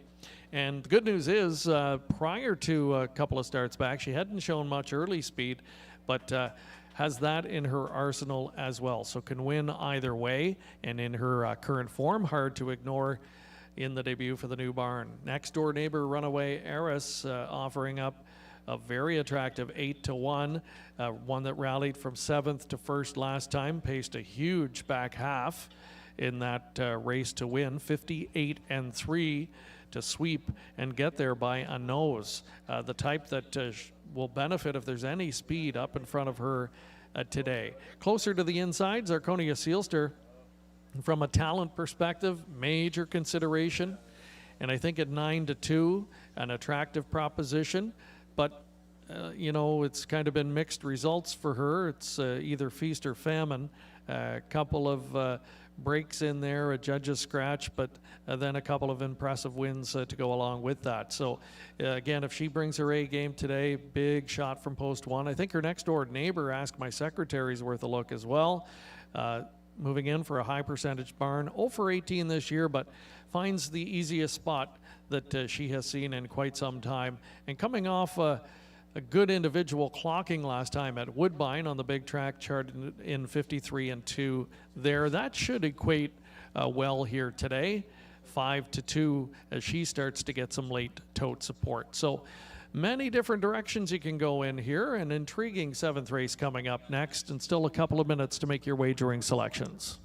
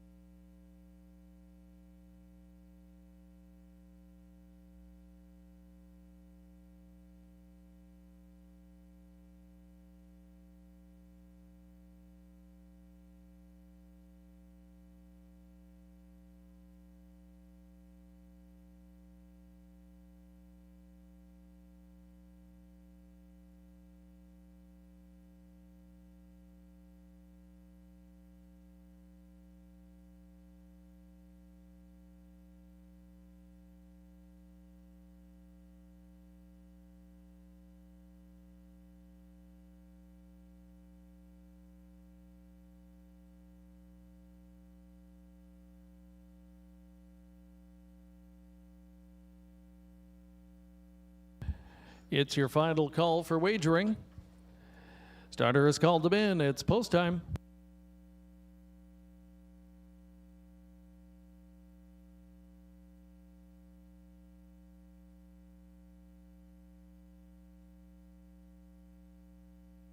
Gate rolling, Zarconia Sealster, Ask My Secretary, Dolly Cat, 3 Gems, Miss Brandy K, Artistic Meadow, Runaway Heiress, and from the back tier, Bookie Baby. 7th race field, top of the stretch. Here they come. Off and pacing, charging from the outside of the gate, Artistic Meadow, showing speed down the middle, Dolly Cat closer to the inside. Ask My Secretary as they stack up 3 wide through the first turn. They're battling to the opening 8th. Ask My Secretary wants that lead, and she's got it. Dolly Cat gets into the pocket, trying to settle in third there as Artistic Meadow, a bit headstrong as they move up to that opening quarter. 3 Gems is the 4th one. Miss Brandy K follows up along the inside. Starting up early from the back of the pack, there goes Zarconia Sealster. Also underway, Runaway Heiress. Trailing along the inside is Bookie Baby. The quarter went in 29 and 3. The leader over to 3/8 Ask My Secretary, already out and on the move once again. Artistic Meadow, twice used early, and is coming on to challenge as they move up in front of us for the first time. Artistic Meadow on the outside is trying desperately to clear. Along the inside, Ask My Secretary, trying to keep her out, but can't do it. She's forced to back off second. Unable to keep up at this point, third. That's Dolly Cat. Zarconia Sealster advances to fourth. Fifth along the inside. As they race the turn, 3 Gems. Zarconia Sealster made a break. Going to the lower turn. 59 and 1, and Artistic Meadow leads them up to 3/4, widening the advantage to 2. Ask My Secretary is second. Dolly Cat's under urging there in third. Moving up to take over fourth, Miss Brandy Kay. Runaway Heiress is now fifth on the outside, but still about 6 lengths to make up on the leader. As they race over to 7/8, it's Artistic Meadow on the lead, but now starting to tire after 3/4 and 128 and 4. Back out for the drive. Ask My Secretary. Runaway Heiress and Miss Brandy Kay are coming on. Artistic Meadow finds a little bit more though on the inside and comes back to win it. Artistic Meadow, a gritty win over Ask My Secretary. Runaway Heiress from way back picks up third. Miss Brandy Kay was fourth.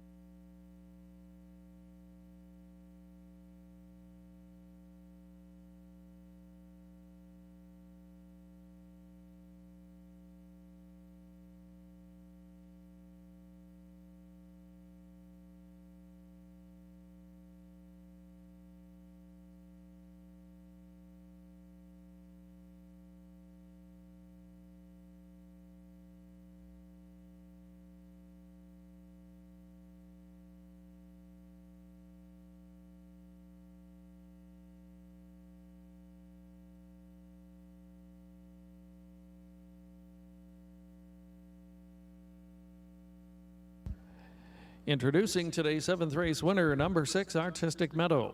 7-year-old bay daughter of Artistic Fella from the Fit for Life mare Reg's Last Dance.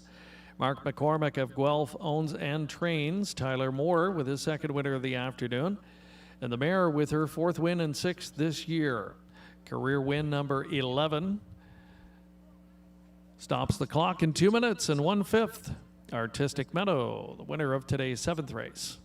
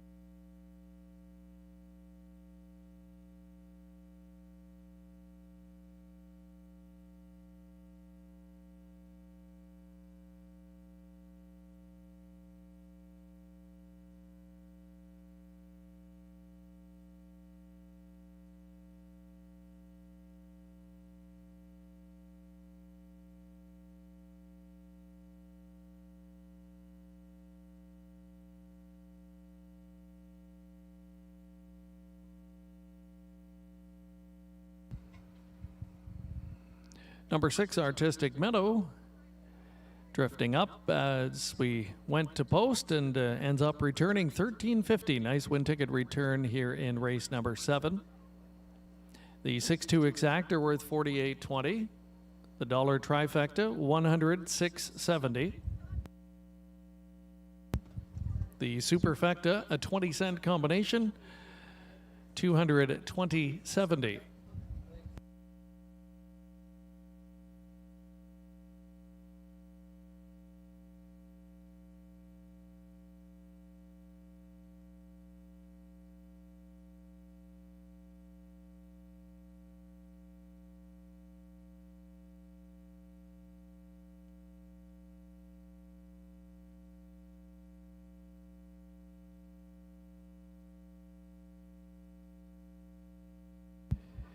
Here's the complete finish order from that 7th race, top down: 8, 2, 5, 6, 4, 1, 3, and 7 on the bottom. Up next is race 8, a field of 6 in the start of the pick 4. $2,000 guaranteed pool in today's pick 4 wager. Starts in the 8th race with a field of 6, and there are no changes in all 4 legs of today's late pick 4.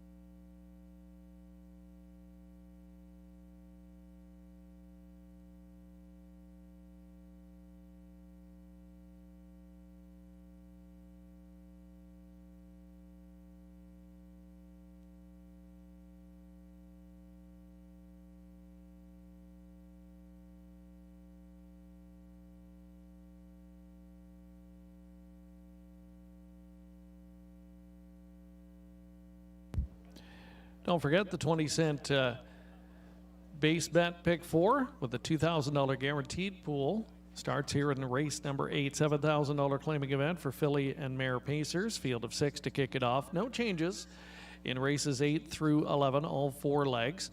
Quick look there at the ticket supplied by Sugared Oil. Singling here, Pickles on Top, who has rattled off 3 straight win for the Stacey Curry stable, looking to make it 4 in a row. Certainly on a roll. The unanimous pick of all of our handicappers here. Going to go 3 by 4 in the next 2 legs, and then singling again in the finale, looking for Shooting for the Stars to extend the current win streak to 4 from the rail post in that 11th and final. Good luck with your selections. Horses on track for the post parade of the 8th.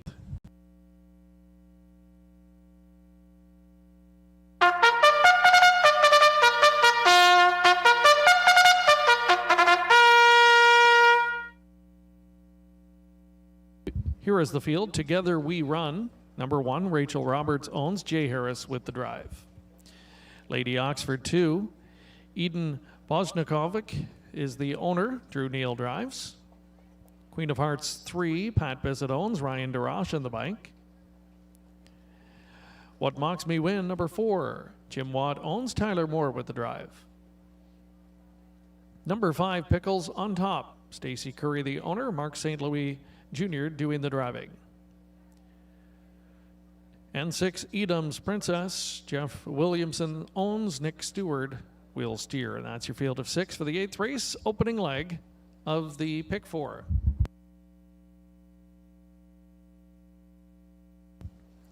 One to 9, talk of the tote board. Pickles on top here in this contest.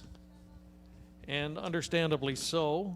Easy to see why this one so highly regarded coming into the race, and looks clearly like the horse to beat. But, you know, we saw a similar scenario a couple of races back with Mr. X, who was upended, and, you know, streaks eventually come to an end. But this one's been very good for trainer owner Stacey Curry. 3 straight wins, and well-traveled, has done so at different venues.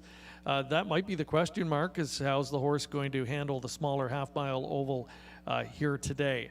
And some other ones are in good form, so certainly if Pickles on Top doesn't deliver as expected, a horse like What Mocks Me Win, the veteran mare, she's been excellent in all of her recent starts. I think Lady Oxford could surprise from post 2. Together We Run warrants consideration with the benefit of that post 1 start. And you look 3 lines down the page where she wired the field from post 5 at Grand River in a 58-1 clocking. Something equivalent to that today would make her a real serious win contender. Not quite as good in the 2 subsequent starts at Hanover. Not sure why that was the case, but gets back to the half-mile oval here today at Clinton and has the benefit of the rail starting spot. So with her gate speed, should be able to work out the kind of trip to maybe knock off Pickles on Top. That one has plenty of gate speed as well, and expect that approach today in her current form from post 5. If you're not enamored with 1 to 5, just some other options to consider here. For many, that will be your single in the pick 4, but if you go elsewhere and can get a mild upsetter to start it off, could be a nice payday in that wager. Again, you're playing into a $2,000 guaranteed pool. Expect it to be over that mark as we near post time. Still a couple of minutes left to make your selections for race 8.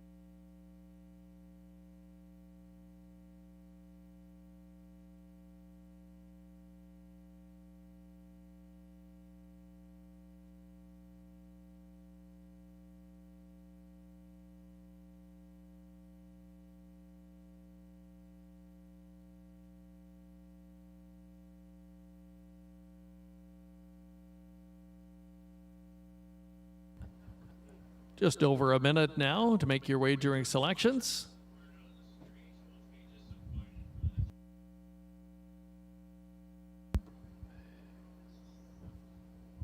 Pickles on Top remains the talk of the tote board. A real bounce back season for this 7-year-old mare. 1 for 26 last year, is 6 for 12 this season. Has really found her groove, and especially of late. Wins all recently coming on 5/8 mile ovals.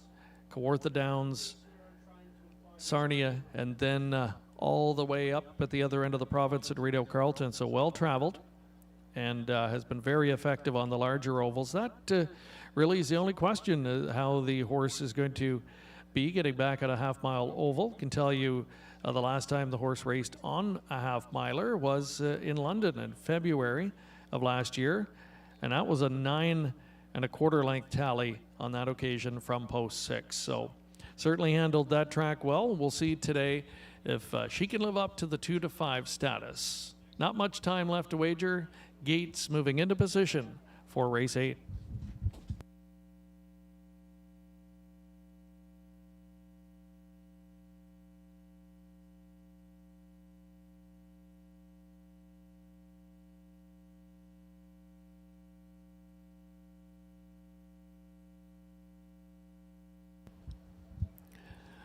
The starting gate is in motion. Field of 6 moving in and lining up. It's Together We Run, Lady Oxford, Queen of Hearts, What Mocks Me Win, Pickles on Top, and Edam's Princess on the outside. Field of 6, top of the stretch.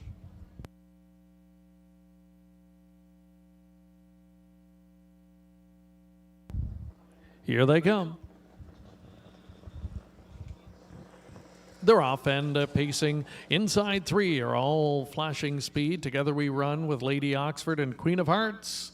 Heads apart through the first turn as they race on to the opening 8. Together We Run, insisting on the lead, and we'll straighten them into the backstretch now en route to the opening quarter. Lady Oxford on the outside is second, kept out there in third, now second, and coming after the leader, that's Pickles on Top, and Pickles on Top parks past the opening quarter, is going to take over though from Together We Run, who will yield for the pocket. Lady Oxford is third, Queen of Hearts is now back to fourth, fifth, and watching all that early speed was What Mocks Me Win, comes to the outside. That's going to flush Queen of Hearts up in front of her, and trailing along the inside is Edam's Princess.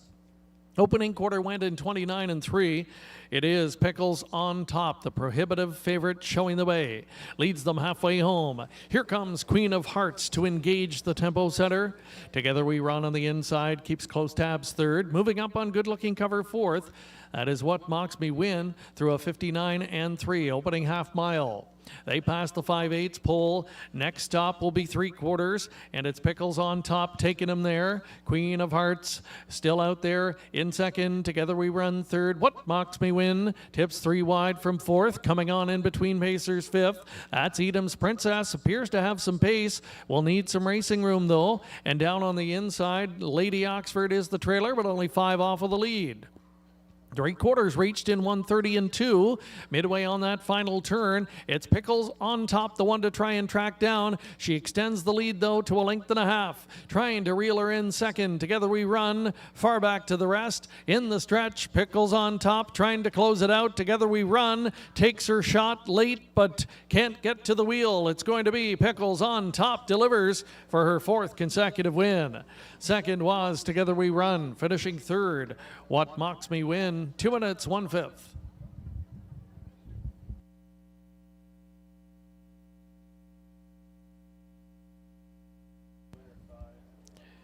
So the favorite getting it done in the opening leg of today's pick 4, pool just shy of $3,000. Thank you for playing along. And again, a favorite to kick it off here in race 8.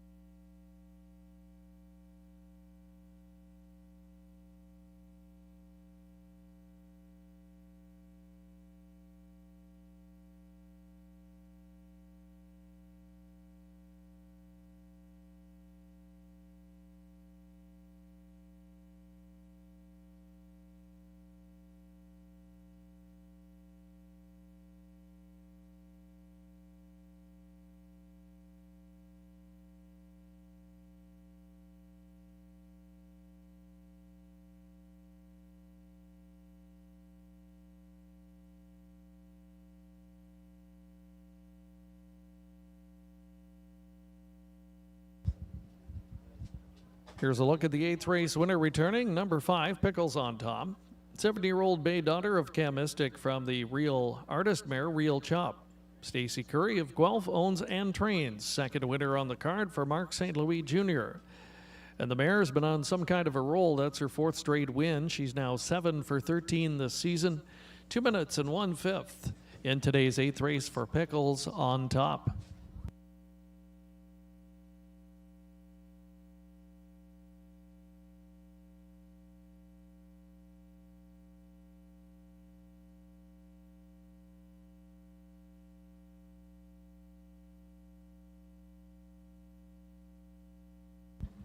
$2.60 is the win ticket return. The 5-1 exactor, $9.20. Dollar try pays $10.70. The dollar superfecta, $32.95.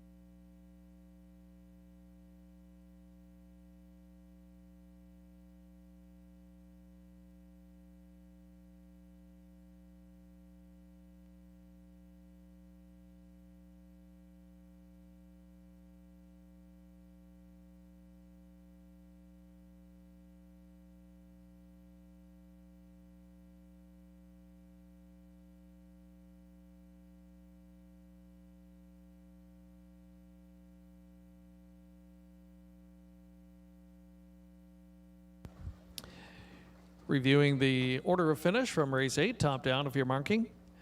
It should read 2, 6, 5, 3, 1, 4 on the bottom.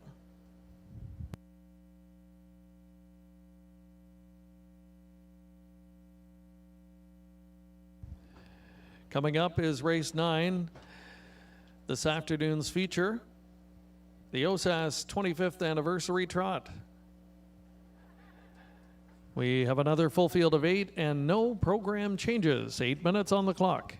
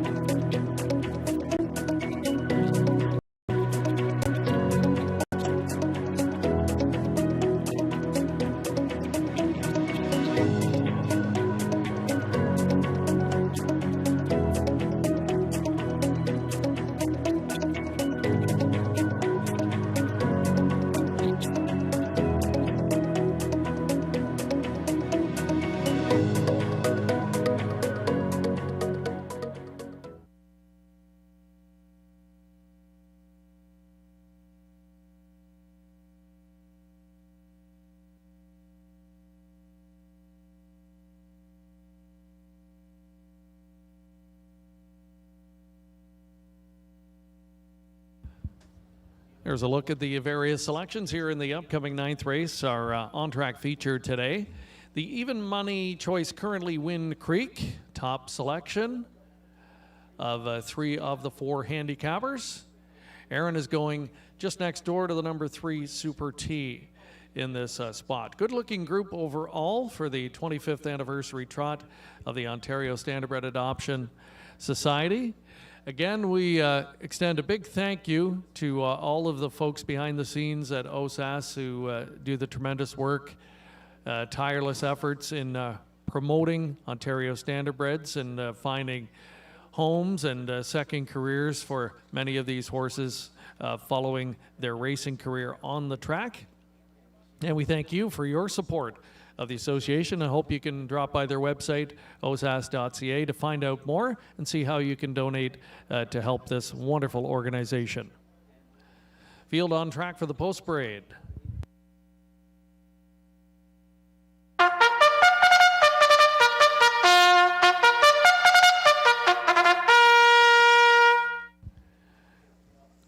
Here's the field. The Reigns of Titan is number 1.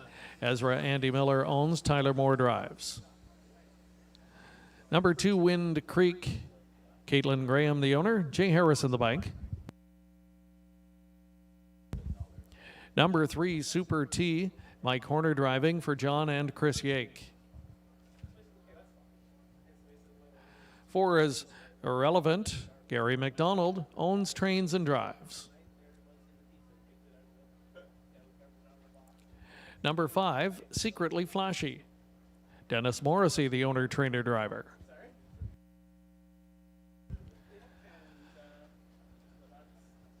What Can I Say is number 6, John Abbott will drive for Ashley Bako. 7 is Spicy Victor, Andre Goish to drive for Ernest Party. Eucalyptus is number 8, Harold Wilson, and Wendy Marshall. Sharing the ownership, Brian DeRoche will steer. That is your field of 8 trotters for today's 9th. The OSAS 25th anniversary trot, exacta, trifecta, superfecta wagering are all available. Continuing to hold is the even money choice, Wind Creek. Wind Creek ships in after a couple of good tries at Hanover Raceway. Been a while between victories, though, for the 4-year-old mare. Not quite in the form that we saw last season, where she rattled off 6 victories, really got on a hot streak at the midway point of last season. So far, again, having difficulty finding the winner's circle in recent tries, but her last 2 much more encouraging.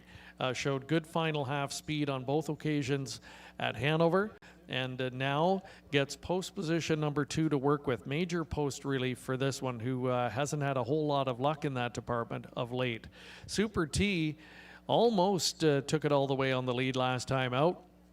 Could not hold off the red hot Cash, and I don't think that takes anything away from Super T's effort, because Cash has been one of the hottest trotters here locally in recent weeks. So gets away from that rival, and that could be the difference for Super T today. You know you've got good tactical speed to work with for that one, and post 3 sets up well with Mike Horner in the driver's seat this time around for, I believe, the first time. It's certainly the first time in quite a while that he has been up behind this one in this spot. Secretly Flashy, another one that I think warrants consideration here. 5-2 on this one. Certainly got some attention after that good second place finish last time at Sarnia. And What Can I Say is another one that I'll throw just into the mix here. Obviously camera shy this year, hasn't been able to win in 7, just 2 for 27 last year. But another one that at this class level has the ability to get up near the front, and if that happens, if she can, or he, I should say, can land in a good spot up close, the type that could follow in and certainly hit the ticket here. And you're getting 6-1 currently on that one. Good luck with your selections here. It's the main event coming up, race number 9, just moments away.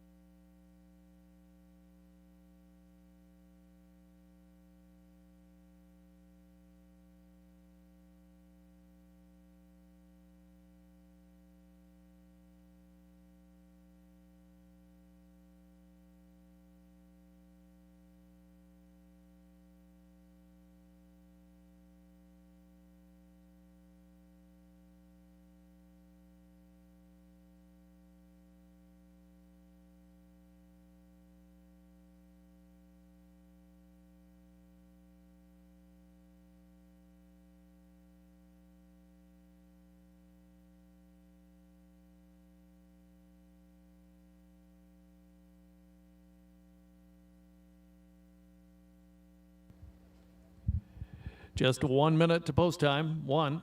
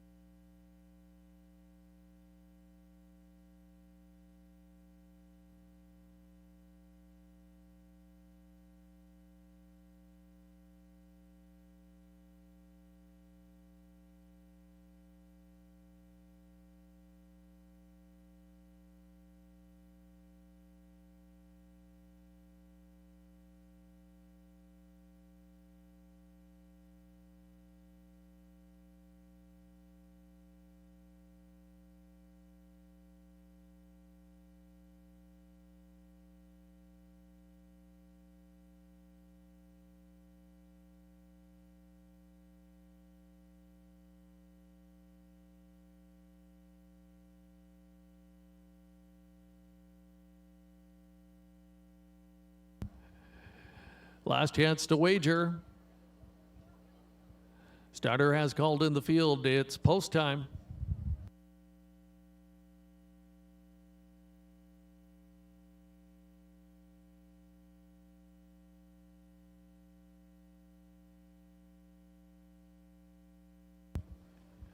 The starting gate rolling for the OSAS anniversary trot. We have the Reigns of Titan, Wind Creek, Super T, Relevant, Secretly Flashy, What Can I Say? Spicy Victor on the outside from the trailing tier, Eucalyptus. Field at the top of the stretch. Here they come. Capped off start for the 2 Wind Creek and 4 Relevant. Flying beginning for What Can I Say, who's shooting toward the lead. What Can I Say, trying to cross over. Down on the inside, the Reigns of Titan is going with them. And up into the top 3, Super T, as they pass the 8th pole and enter the backstretch for time 1. Things unsettled up front. It's the Reigns of Titan along the inside. Getting the parked ticket early on is What Can I Say, who's second. Super T is traveling in line from 3rd. The 4th one away was Secretly Flashy. In line from 5th, that's Spicy Victor as they roll by the opening quarter. Starting up good and early, that's Wind Creek going to grab the cover of the parked out. What Can I Say over to 3/8. The back markers early on are Relevant, and Eucalyptus is the trailer but broad wide.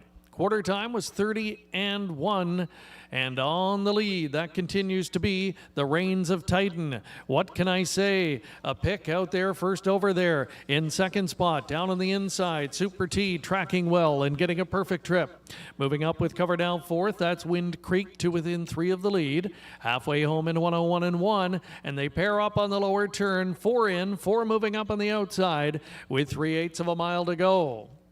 It's the Reigns of Titan taking them to the backstretch. On the outside, What Can I Say? 3/4 of a length back, and Wind Creek has to pull the trigger 3 wide right now. Super T biding time and waiting for room. Secretly Flashy found a seam. Comes to the outside 5th and is only 3 lengths off of the lead as they pass by 3/4, 132-2. Racing towards 7/8. The Reigns of Titan still there. Wind Creek gets closer. Secretly Flashy rolling up 3 wide, trying to find room along the inside. Super T, and they're in the stretch. The Reigns of Titans trying to finish it off. Secretly Flashy continues to close. Secretly Flashy, the Reigns of Titan. The Reigns of Titan holds on.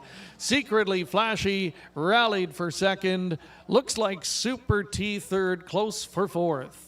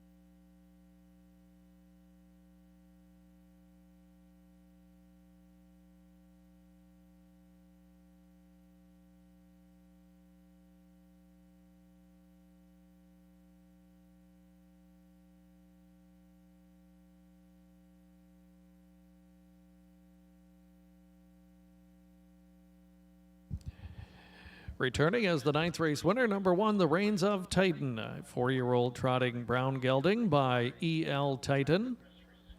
From the Muscles Yankee mare, Yankee Doodle Candy. Ezra Andy Miller of Williamsford is the owner. Mauricia Miller, the winning trainer. Big day at the office for Tyler Moore, his 3rd driving win of the afternoon. The Reigns of Titan all the way on the front end. First win this season, 2:02 and 3 in the OSAS 25th anniversary trot. Jeff Schellenberger to make the blanket presentation on behalf of Clinton Raceway. Tony Elliott, also trackside on behalf of Clinton Raceway, with some other swag and gifts as part of the 25th anniversary celebrations. Again, the Ontario Standardbred Adoption Society celebrating their 25th anniversary with events across the province all season long. And certainly at Clinton Raceway, proud to be a part of this celebration. The organization founded back in 1996, and since then has found homes for more than 1,000 retired standardbreds. Wonderful organization. Again, we urge you to check them out online to find out more about what they are doing. They celebrate the 25th anniversary this season and all the other wonderful initiatives and horses that are available for adoption. If you're interested in doing that, certainly details on how you can start the process. And also, if you'd like to donate and help out the organization, details on how to do that as well at osas.ca. Again, a big thank you to them for the great work they do and for being part of today's celebrations at Clinton Raceway.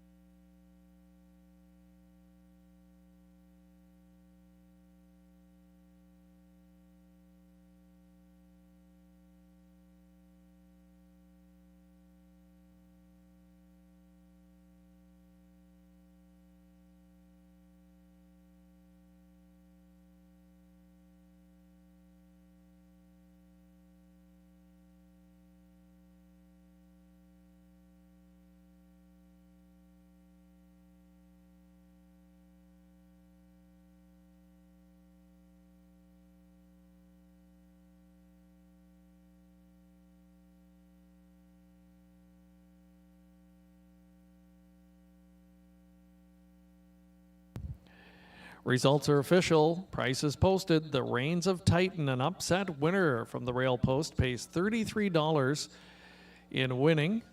1, 5, 3, and 2, the top 4 finish order. The winning exactor pays $236.10. Dollar trifecta, $337.30. The 20-cent superfecta, $245.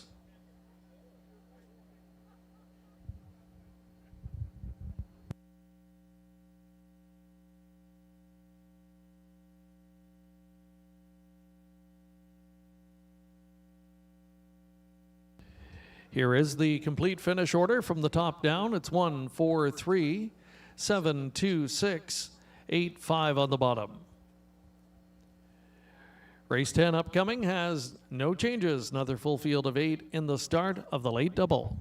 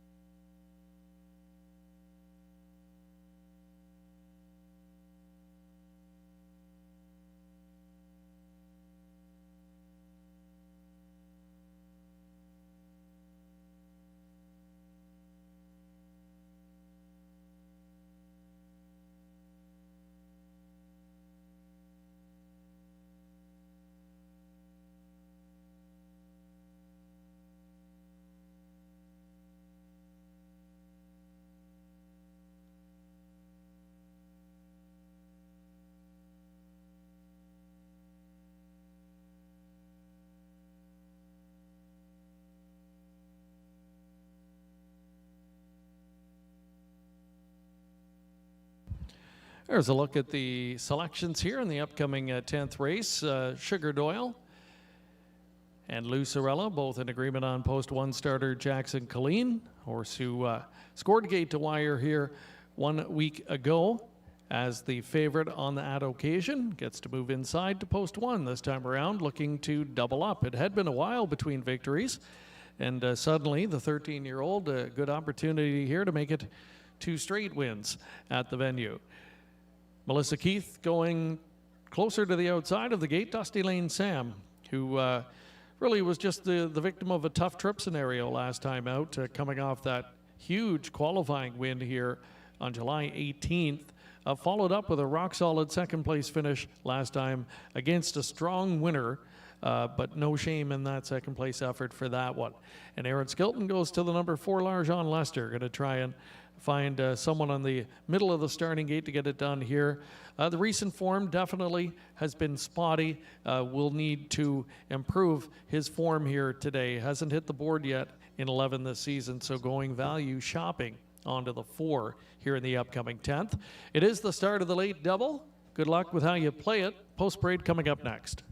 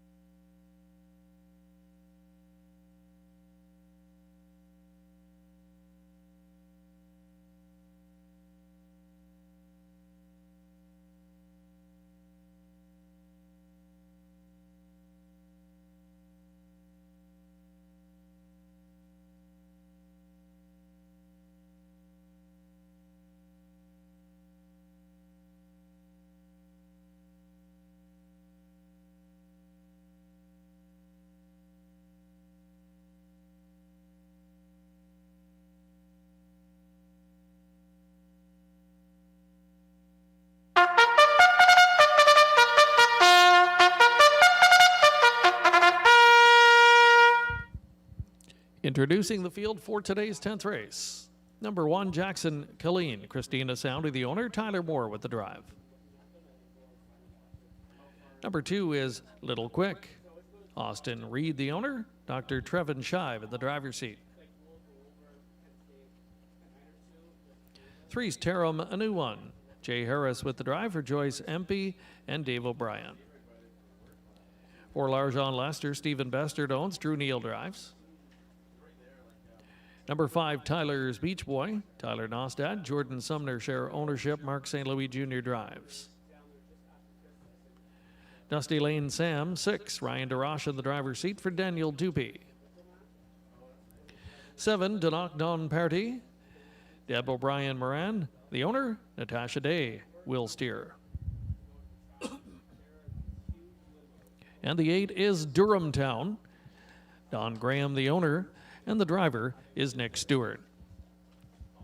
That's your field of 8 for race number 10 on the start of the late double. Exacta try, superfecta wagering offered up here as well. Another good betting board here. Really tough to know what direction to go in this spot. Lots of alternatives, and because of that, you're getting some value on some of the horses who otherwise might have been a little bit lower on the tote board. Tarum, a new one, co-favored right now. Just one win so far this season and was winless last year. Camera shy individual, certainly, but if everything was to break this horse's way, you never know. Definitely looks competitive in the class, but it's the type of race with the form on all of these horses that you have to demand a decent price, I think, to take a stand on one of these. Jackson Killeen, I would say, warrants a lot of consideration. A 38-time career winner. This veteran has some back class to call upon, almost $200,000 in career earnings, and he's done it the hard way. Put it all together last time, a long overdue victory. Just 2:02 and 3 though, from a time perspective. Likely going to have to go quite a bit faster than that here today, and we shall see. A few doors down, Larjon Lester was the top selection of Aaron Skilton, and 9-2 right now on this guy. Hasn't hit the board yet in 11 this season, and to get some major reclassification here is going to be dropped in for a claiming tag, and that the connection certainly will hope makes the difference on this one here today. Tyler's Beach Boy, also another one getting tote support. Hasn't been able to win in 6 this season, but 3 runner-up finishes, several close calls, and you get the high percentage Tyler Nostad barn teaming up with Mark St. Louis Jr., and he's had a couple of driving wins on the program as well. I would expect this one's going to be put into play early, or trying to do so. And if there's one that you would expect to be able to pick up the pieces, if there is a speed duel or any battling up front, 6 Dusty Lane Sam, I think, fits the profile. The horse had been struggling a bit through the month of July, and was given some time off. In fact, had to requalify there, and was much, much better in the qualifier. Won by more than 32 lengths, big back half speed, and you weren't sure if that was an anomaly or whether it was a sign the horse was better, but I think the follow-up race indicates that the horse is improved from the one we saw back in June and into July. He was a good runner-up against a very strong winner last time out. Now with that start under his belt, I think post 6 doesn't hurt him like it might hurt some of the others in the field. 9-2, the price is right for number 6 Dusty Lane Sam. Many different ways you could go here in race 10. Wide open affair in the start of the late double. They'll be going to the gate momentarily.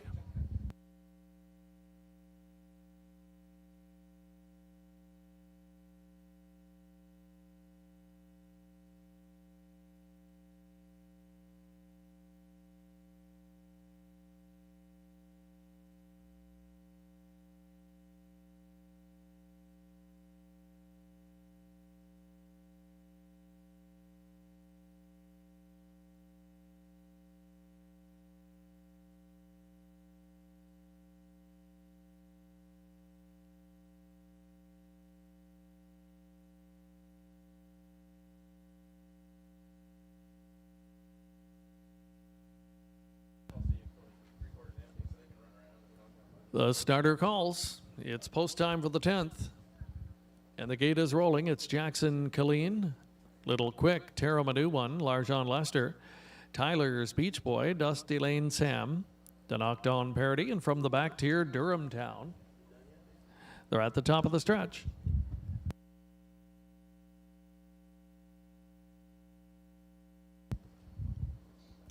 Here they come. Sluggish start for number 2, Little Quick, and the 7 to Knockdown Parody. Off and pacing, Tyler's Beach Boy pointed toward the lead, and he'll cross over going into the turn. Jackson Killeen has come away in that second spot, and up in between pacers, 3rd, Tara Manu one. Looping up on the far outside, 4th, Dusty Lane Sam, but no spots on the pylons for that one, and he's going to drive on toward the leader. Dusty Lane Sam coming after Tyler's Beach Boy en route to the quarter pole. Jackson Killeen is now 3rd. Tara Manu one is situated in line from 4th. 5th and broad wide, Larjon Lester as they move into the far turn. Then it's Durham Town, followed up by Little Quick and trailing the field, Knockdown Parody. Opening quarter, timed in 29 and 2, and a battle on up front here as they straighten up toward the half-mile pole. Tyler's Beach Boy on the inside, protecting position. Dusty Lane Sam going the long mile in 2nd. Jackson Killeen is 3rd. Tara Manu one brought to the outside, and he is swelling up on that cover 2nd over. Down on the inside and traveling in the top 5, Durham Town. 3rd over into the flow is Larjon Lester. Halfway home in a solid 58 and 1. That was a 28 and 1 second quarter, and they go to the back stretch. Tyler's Beach Boy. There goes Tara Manu one, cut loose and coming on 3 wide in the back stretch, takes over 2nd. Jackson Killeen racing 3rd, backing away Dusty Lane Sam. Larjon Lester getting up into it, squeezing out between pacers. Durham Town into the top 4 and has a look 3 wide on the turn. But Tyler's Beach Boy has something left, rebuffing the challenges and opening up 3 with an 8 to go. 3 quarters, 129 and 1, and they turn for the payoff, and Tyler's Beach Boy is long gone. He's opened up 5 expanding lengths. Tyler's Beach Boy wires them up in the 10th. Durham Town comes on late to pick up 2nd. Tara Manu one 3rd, and Larjon Lester 4th, 159 and 3.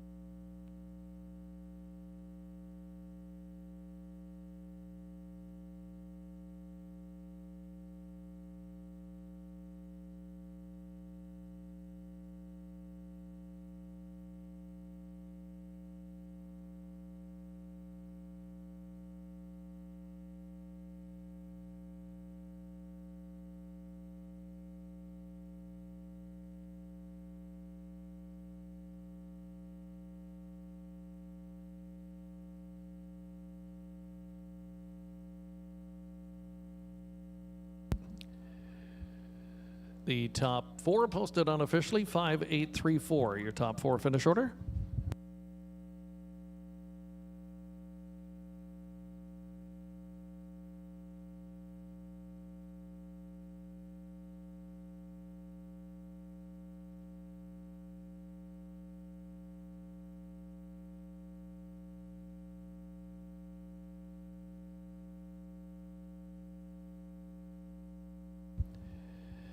Back into the winner's enclosure, 10th race winner, number 5, Tyler's Beach Boy. 9-year-old gelded son of Jenna's Beach Boy from the Western Ideal mare, Western Wine. Owned by Tyler Nostad and Jordan Sumner. Tyler training his second victory of the afternoon, third driving win for Mark St. Louis Jr. For Tyler's Beach Boy, his first win this season, 19th lifetime, 159 3/5. Gate to wire winner in today's 10th.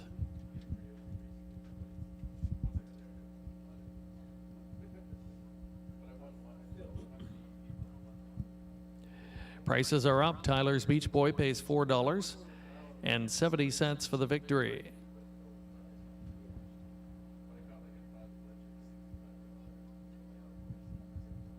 The 5-8 exacta combination, $82.60. Trifecta, $200, $5.40. Superfecta, 5-8-3-4. The winning numbers, $1 ticket, $500.95.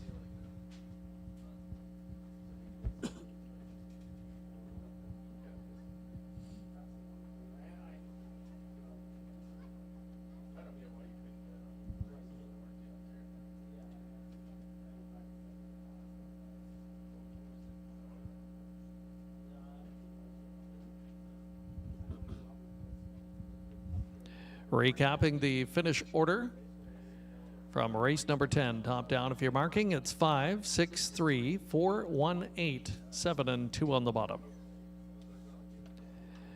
11th and final race coming up. It's the Coast Pace Bartlett's Dinner Dash. Field of 8 to go postward with no changes.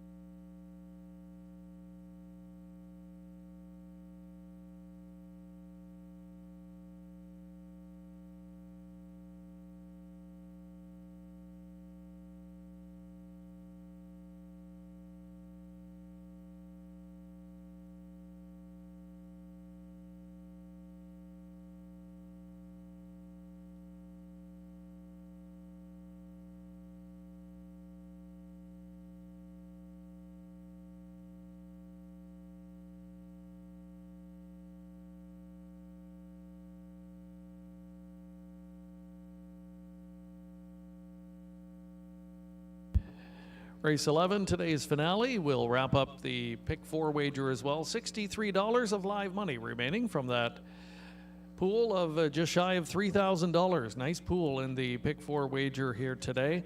And a full field of 8 here to wrap it up. Shooting for the Stars, number 1, will be going for a 4th consecutive win. We'll get a look at the will pay shortly, but likely the favorite in that wager. Wine Time, Next Door Neighbor, getting some good tote support right now at 5-2 as well. It is the Coast Pace and also Bartlett's Dinner Dash. Bartlett's Restaurant and Bakery, just down the street here. Renowned for their wonderful baked goods and a wonderful menu of food items as well. Check them out when you get a chance. Bartlett's Diner, just down the road from Clinton Raceway. Always a favorite stop when you're in the area. 5 minutes away from the 11th and final post parade coming up next.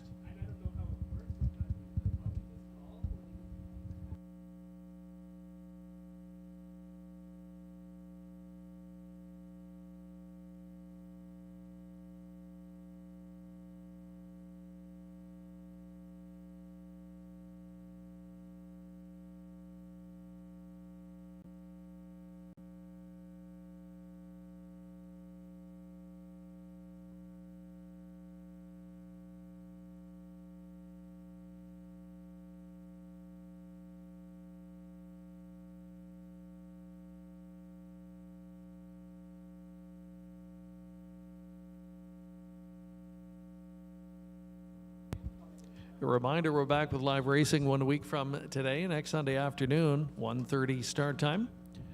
Racing each and every Sunday afternoon throughout the season. Check out the website, clintonraceway.com, for details on many of the big events still to come this summer.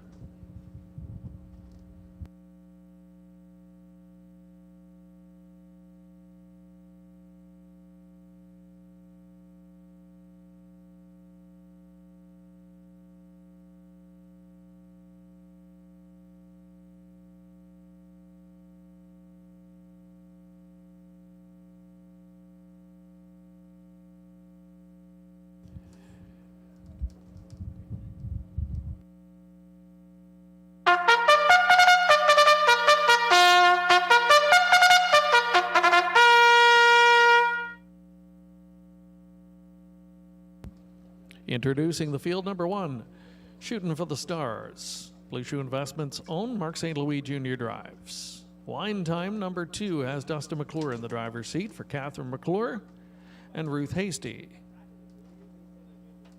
3, Arsenal de Chafra, owned by Rob Jenkins Jr. and William Burgess. Rob does the driving. Scottish Mock number 4, Drew Neal in the bike for Daniel Mead. Number 5, Keystone Taz. Owners Jack Ray and Riley Simpson. Tyler Moore in the bike. Living on a Dream 6, Amber Guzzi, the owner. Jay Harris will steer. 7, Mock Mine Blue. Pat Bissett owns, Nick Stewart drives. Rounding out the field, George's Credit. Rick Edwards is the owner. Ryan DeRoche is in the driver's seat. That's your field of 8 for today's finale. Wrapping up what's been an entertaining day of racing here on OSAS 25th anniversary day at Clinton Raceway. 3 to 5, Talk of the Tote Board, Shooting for the Stars. And not much really to say about this one. Has rattled off 3 in a row. Likely going to try and go wire to wire again. A look at that one. Just trying to keep calm and composed here. And you see that from time to time. Guys will take horses off the track and into the infield location just to try and get them to relax a little bit and not expend all their energy prior to going to the gate. But this 10-year-old veteran knows his way around the racetrack. He's 4 for 8 this season, really on a roll coming in. St. Louis Jr. already 3 winners on the program, looking to make it 4th driving win here today. Tyler Nostad, the trainer, 2 wins, looking to triple up on the program as well. Another hot reinsman today is Tyler Moore, and we'll see if he can weave some magic with Keystone Taz to give him a 4th winner on the card. This one's been struggling to hit the winner's circle this season, 0 for 7, but did turn in a good runner-up finish 2 shooting to the Stars. 2 lines back, able to get away second and follow right to the wire in a quick time. So a good start, I think, is going to be imperative for a decent result for that one. If there is one that could potentially upset the probable heavy favorite in here, or a couple that might upset, Wine Time right next door, I think, with her best can get there. 3 back, She was huge in winning here in 57 and 4. So you know that the talent is there to compete if she brings her best stuff. Scottish Mock, I really liked what I saw from her last time out, and maybe an indication she's ready to get back into form. And Arsenal de Chafra, even worth a look in here. From a time perspective, fits in here, often hits the board, but rarely wins. So maybe a good one to include on your tickets underneath the top selection in here. But it looks like shooting for the stars, shooting for a 4th straight win. Clearly the horse to beat in this spot. Best of luck to you. Just 2 minutes now until post time. Your final wagering opportunity of the afternoon here at Clinton. Exacta, trifecta, superfecta wagering offered up.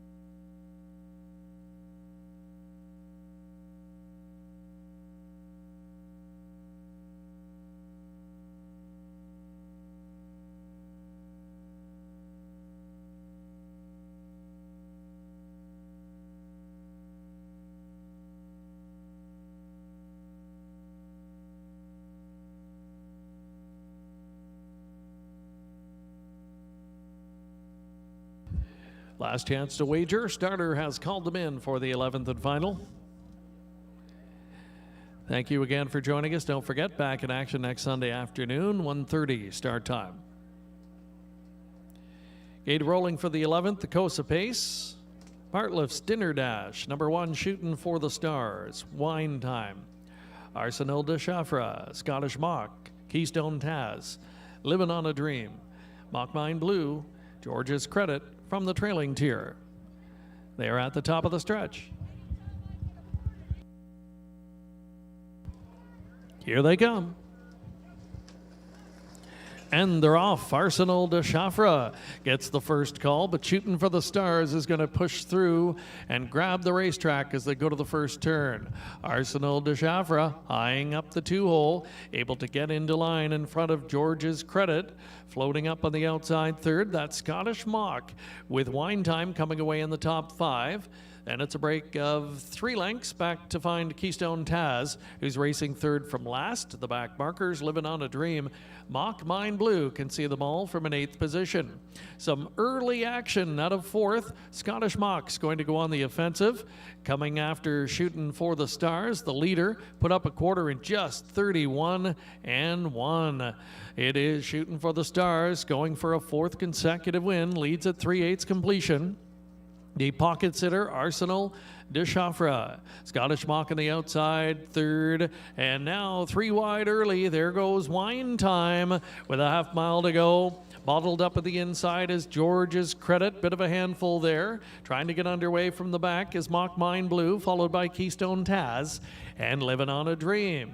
They were halfway home in a minute flat, 28-4 in the second quarter. Jumping it off on that lower turn was Wine Time, taken wide of the field. So now George's Credit gets that clearance and pops to the outside and has some pace to offer. Coming right after Shooting for the Stars here on the way to three quarters. Shooting for the Stars on the inside, George's Credit turning up the heat. Right up alongside and looking that one in the eye. Arsenal de Chafra has had a beautiful following trip. Up there into the top four now, and suddenly well positioned is Keystone Taz. Three quarters, 129-3. They have an eighth to go. Shooting for the Stars. St. Louis Jr. working on that one, trying to get him home here. Arsenal de Chafra out for the drive. Still a length and a half back though, and they won't catch Shooting for the Stars. Win number 4 in a row.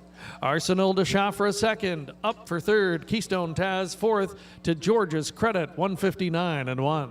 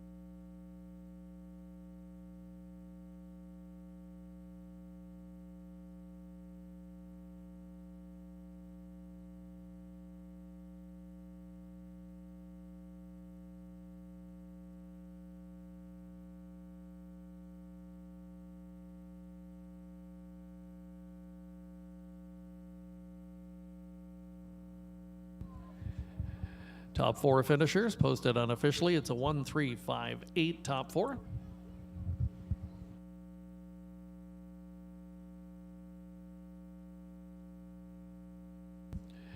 Here's the winner returning, number 1, Shooting for the Stars, 10-year-old bay gelded son of Sand Shooter from the Sportsmaster mare Pretty Hoosier. Owned by Blue Shoe Investments of Baltic, Ohio. Tyler Nostad with his third training victory of the afternoon. Fourth driving win for Mark St. Louis Jr.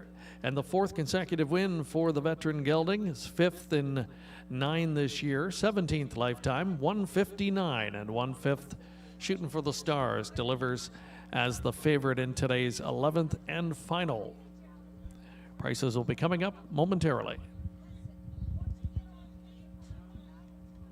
And the results are now official. $2.40 the winner. A popular winner, number 1, Shooting for the Stars. 1-3 exactor, returning $12.80. Your late double paid $4.20 for the 5-1 combination. Late pick $4 ticket, $55.35 for a $1 combination. And the 1-3-5 trifecta pays $34.10. A 20-cent superfecta, $80.30. Again, that's for the 20-cent combination. The dollar ticket, $401.50. Complete finish order in the 11th and final, 182-637-54. That wraps it up. That's going to wrap it up.